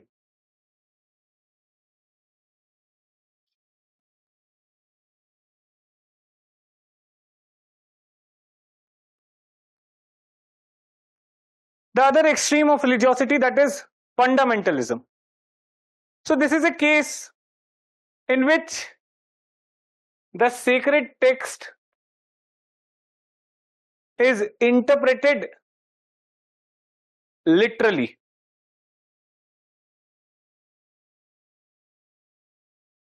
Okay, so whenever a particular group of believers, they start interpreting the sacred text in a literal sense, and then they start saying that there is only one truth, and the one that is coming out of that literal interpretation of that sacred text, that is what is called as fundamentalism. Okay, hardcore belief system on the religious scriptures, with having only, or with a belief that it is having only one meaning, and that only is the true meaning. So here in such cases, what will happen, that there will be a charismatic leadership, a group of leaders that might attract the followers, who might act as interpreter of the text.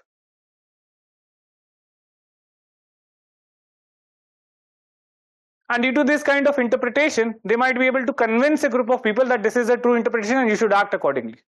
Okay, so that is charismatic leadership. Then they will reject religious pluralism, because they will say that okay, this is the one idea and this is the only true idea, and that's why this particular other ideas, they are false, they are flawed, they are misguidance. Okay, so they will reject this religious pluralism, and they will also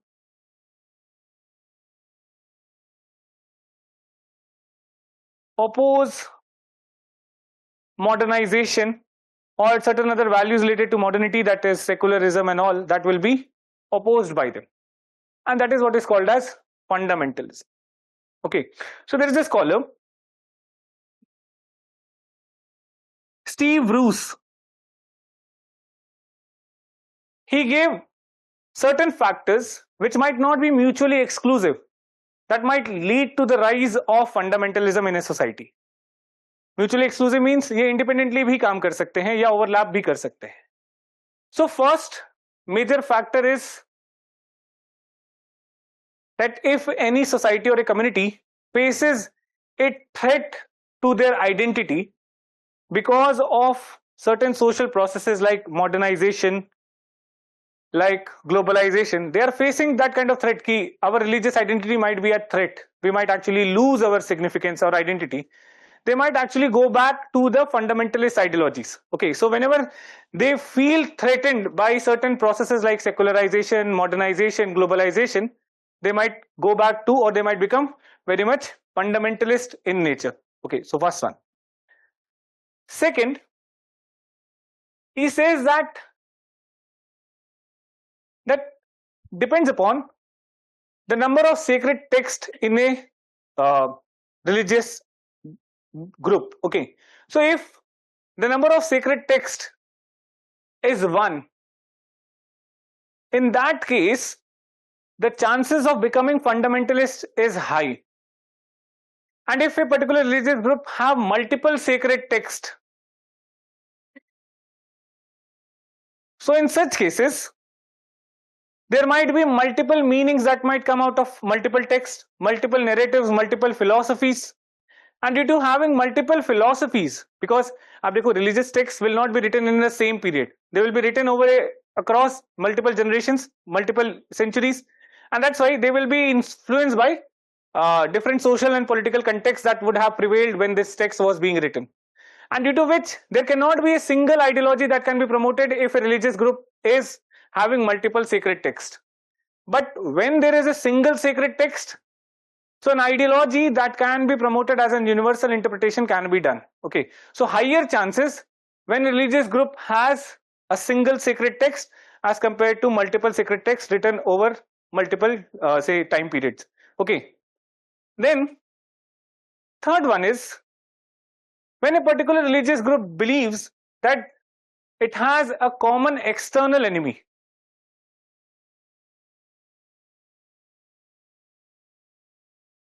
So the entire group, this particular common external enemy, might create the sacred for that group, जिसके around एक moral community create हो जाती है. Means everybody has the same feeling with respect to that common external enemy.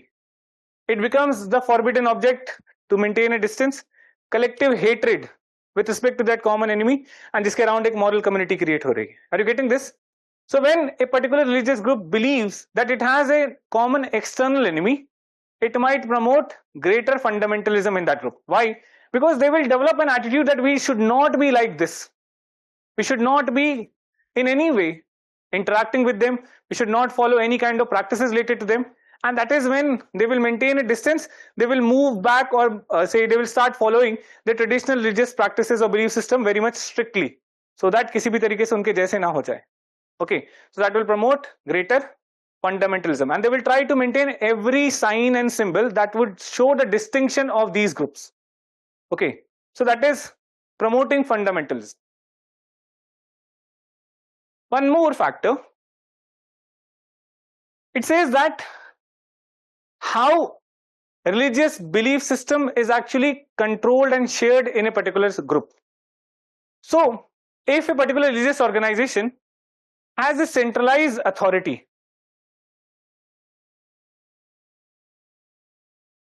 so in such cases the chances of religion group becoming fundamentalist is less. Why? It might happen that centralized authority hai, so if somebody comes up with an alternative meaning, that can be rejected by that centralized authority. Okay, and that centralized authority becomes the sole interpreter, or say the credible interpreter of that particular religious text. Okay, so for example, like the Pope who sits in the Vatican City, so he can actually say somebody giving a false interpretation of Bible that might actually create some chaos in the society. He can counter it कि बोले ये सब कुछ मतलब नहीं है, and his idea will remain permanent, or it will be prevail over all other ideas. Okay, but if the authority is not central, there are multiple power centers of a particular religion. So in such cases, these power centers might come up with their own interpretations of the religious text, and with their own interpretation that can create fundamentalism. कोई particular center है that is giving a hardcore understanding of religious text, or a kind of fundamentalist understanding of religious text, and these are multiple power centers. Nobody is there to control it, nobody is there to counter it, and that's how that particular power center might say motivate certain individuals to follow fundamentalist ethics. But multiple understanding can prevail, and जो एक understanding से influence हो जाएगा, तो that might person or that particular group might become fundamentalist.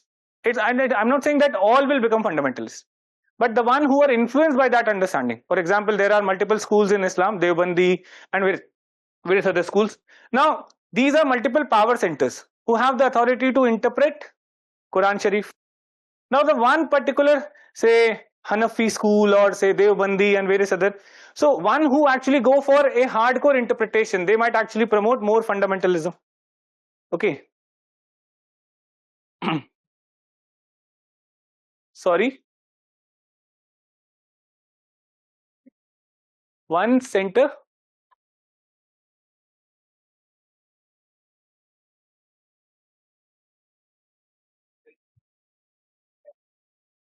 अच्छा, you are saying that कि जहां पे सेंट्रलाइज अथॉरिटी होगी वहां पे भी fundamentalism, but it's a mainstream religion. You need to understand, when I'm talking about the mainstream religion, when there is a centralized authority, it's a global power, and what the global authority would want, peace, stability, rather than promoting wars and all such kind of things.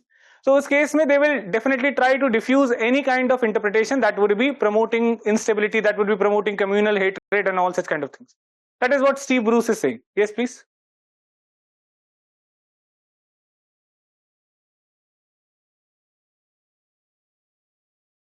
But it's not religious as such. मतलब कौन सी book को पढ़ के वो ऐसा idea दे रहा है? North Korea is it's a political ideology, not a religious ideology.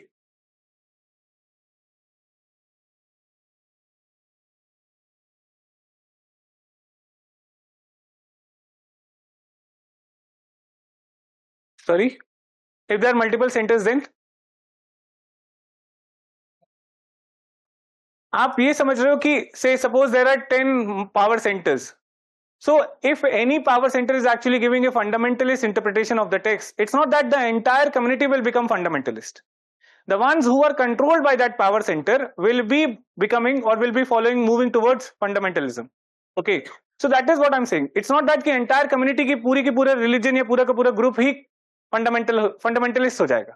But the ones who follow it, so for example the suicide bombers who are basically being trained in the terrorist launch pads in Pakistan, Afghanistan में, so they basically are getting the interpretation from their particular respective religious leader, and that particular religious leader is giving them a fundamentalist interpretation of Quran Sharif, and based on that they follow it कि बोल के कि भाई जन्नत जाना है जिसके लिए अपने आप को काफिरों को खत्म करना है और जिसकी वजह से उसके बाद basically there are certain privileges, rewards that is actually being told to them, and based on that they act.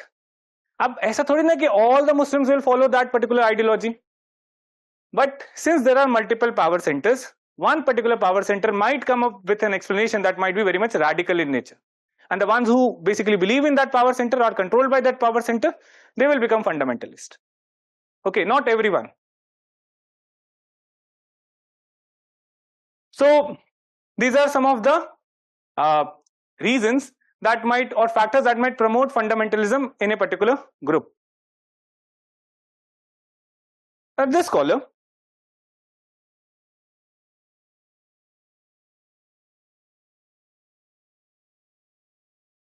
Gabriel Almond, he talks about, or he explains fundamentalism at 3 levels, or operation of fundamentalism in a society at 3 levels. The first one is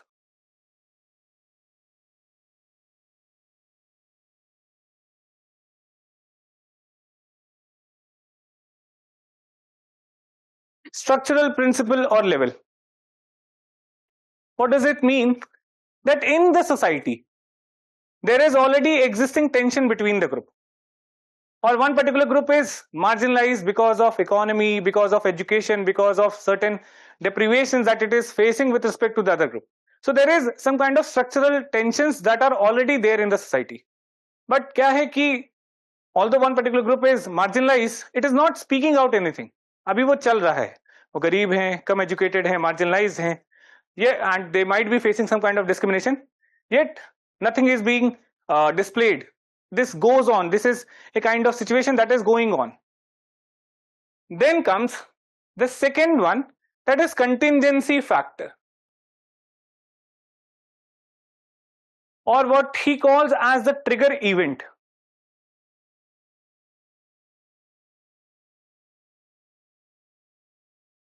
So there is already structural tension, but then there happened one incident that actually exposed that structural tension, or that escalated that structural tension.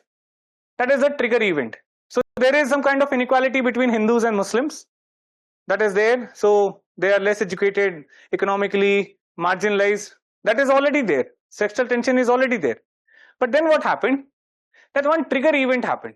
Trigger event might be a law by the government, say CA, NRC, or some particular event that means कि किसी ने मस्जिद के सामने सुअर काट के फेंक दिया या फिर किसी ने मंदिर के सामने गाय काट के फेंक दी. That is the trigger event. Okay, the tension was there, and then there is a trigger event that would escalate this tension, and this tension will now start manifesting. But still it will not lead to fundamentalism, it will not lead to any kind of conflict. The third one is that will complete this cycle is rise of leadership. There is a tension, there is a trigger event. Now what is required is one particular leader who might come up and might give an interpretation of a particular religious text, and that would be enough to mobilize the masses. And eventually this structural tension will turn into a fundamentalist violent activity. Okay, so you can use this to explain any kind of communal tension or communal violence that might happen in the society. There would be tension, say Kuki Meti wala case aap dekhoge Manipur mein, what actually was there? There was already a tension between Kuki Metis because of some territorial issues, and that has been going on for ages. Okay, now the trigger event was That is judgment of Manipur High Court with respect to the tribal status to the Meiteis. Okay, and which was not very much acceptable to the Kukis.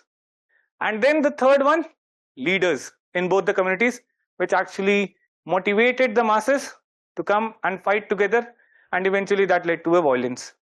So कभी भी कोई भी communal tension आएगी, violence आएगा, so these are the three stages. Tension already exists between the community, it is not created, it already was there. So these are structural tension that might be because of economic or social conditions. But then comes a trigger event that will escalate the tension, and eventually there will be a third, that is a leader who will give some kind of interpretation of religious text, and that would influence the masses, eventually leading to the violence. Okay, so that is the levels of fundamentalism that was explained by Gabriel Almond. Okay, structural principle, contingency factor, and the rise of leadership. Okay, just write this: fundamentalism.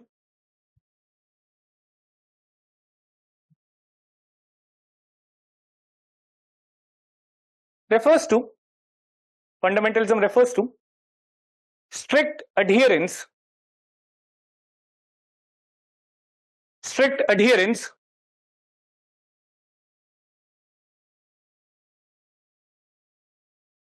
to a basic set of principles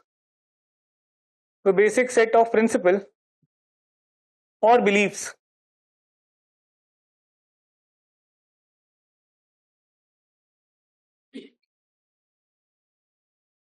It describes approaches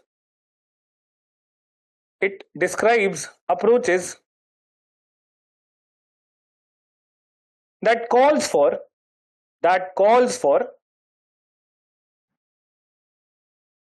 literal interpretation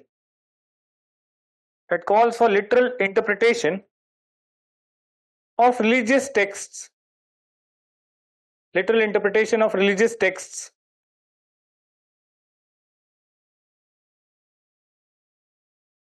Fundamentalists believe that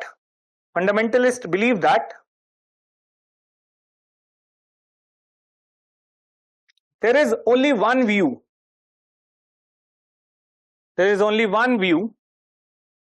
of the world which is true. One view of the world which is true, and there is no ambiguity. There is no ambiguity or doubt or multiple interpretations. No ambiguity, no multiple interpretations.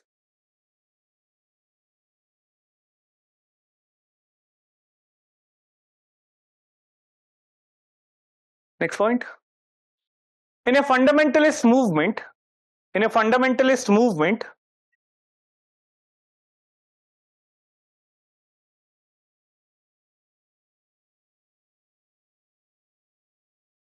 the interpretation of scriptures is restricted to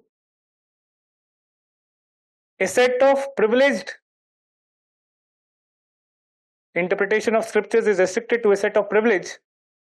interpreters,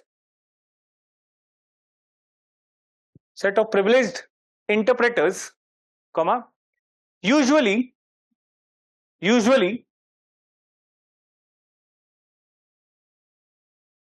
charismatic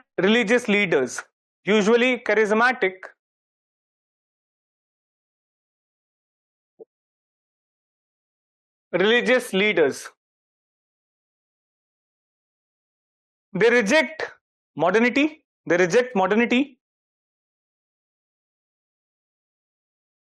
and religious pluralism.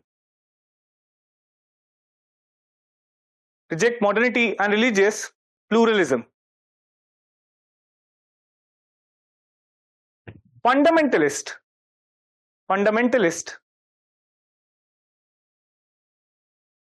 also consider themselves as guardians of religion.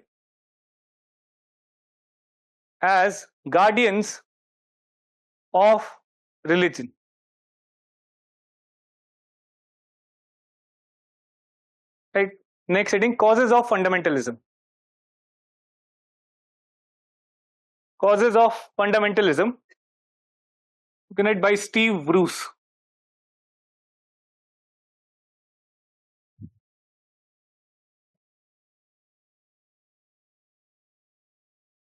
First one, existence of a group. Existence of a group which feels threatened. Existence of a group which feels threatened by secularization, which feels threatened by secularization and modernization.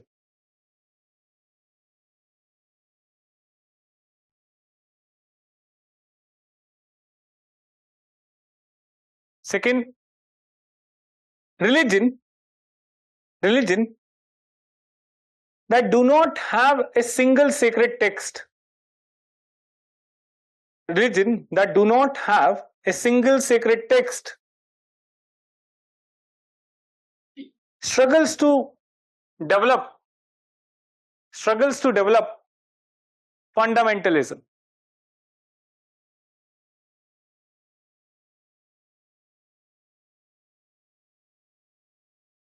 In religion with single sacred text,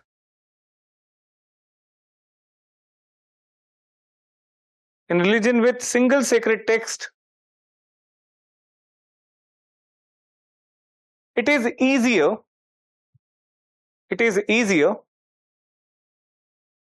to create an ideological cohesion,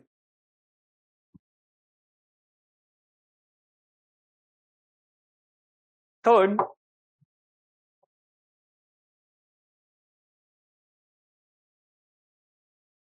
fundamentalism is stronger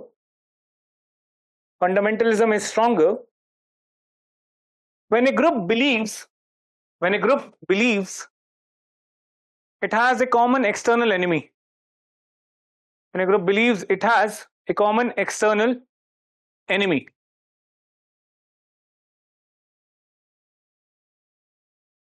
Last,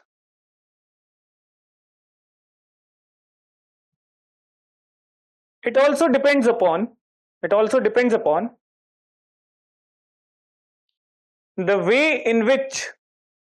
the way in which belief systems are controlled within a religion. Belief systems are controlled within a religion.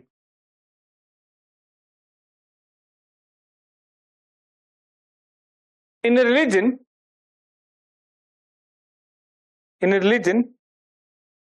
where religious authority is centralized,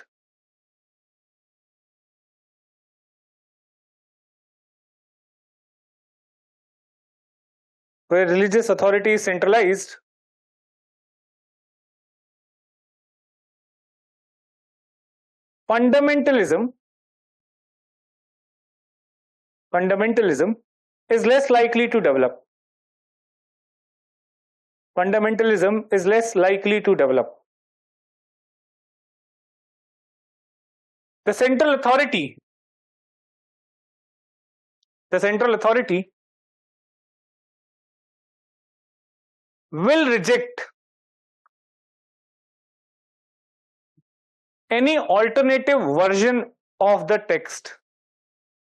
will reject any alternative version of the text.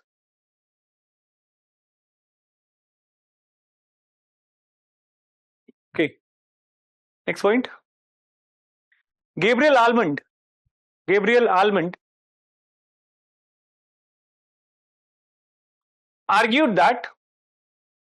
Gabriel Almond argued that fundamentalism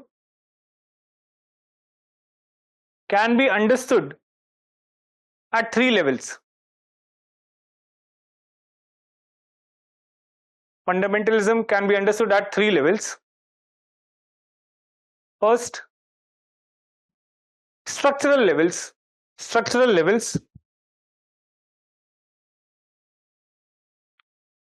refers to long-term conditions such as unemployment, poverty, illiteracy, marginalization, etc. Unemployment, poverty, illiteracy, marginalization, etc. Second, contingency or chance factor. Contingency or chance factor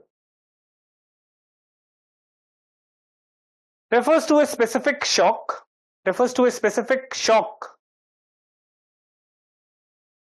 or a trigger event, specific shock or trigger event that may mobilize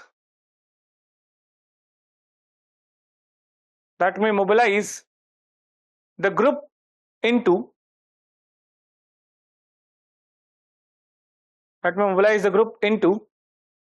active fundamentalist movement.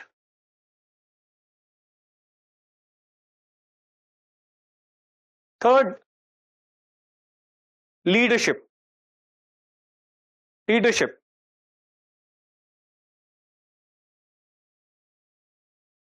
Leaders are necessary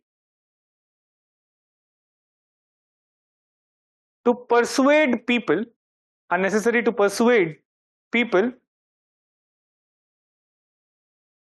to follow a fundamentalist path.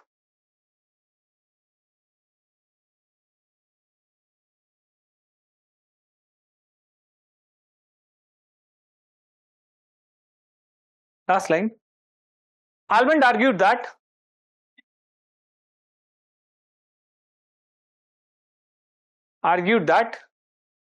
these three steps will follow in a chronological sequence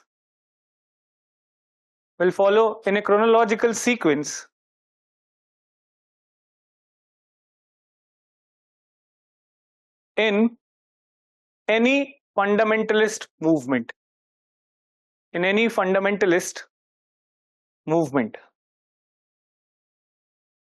Okay, so that is fundamentalism. We'll talk about one more topic, that is religion and state, in the next class. That's it for today. Thank you so much.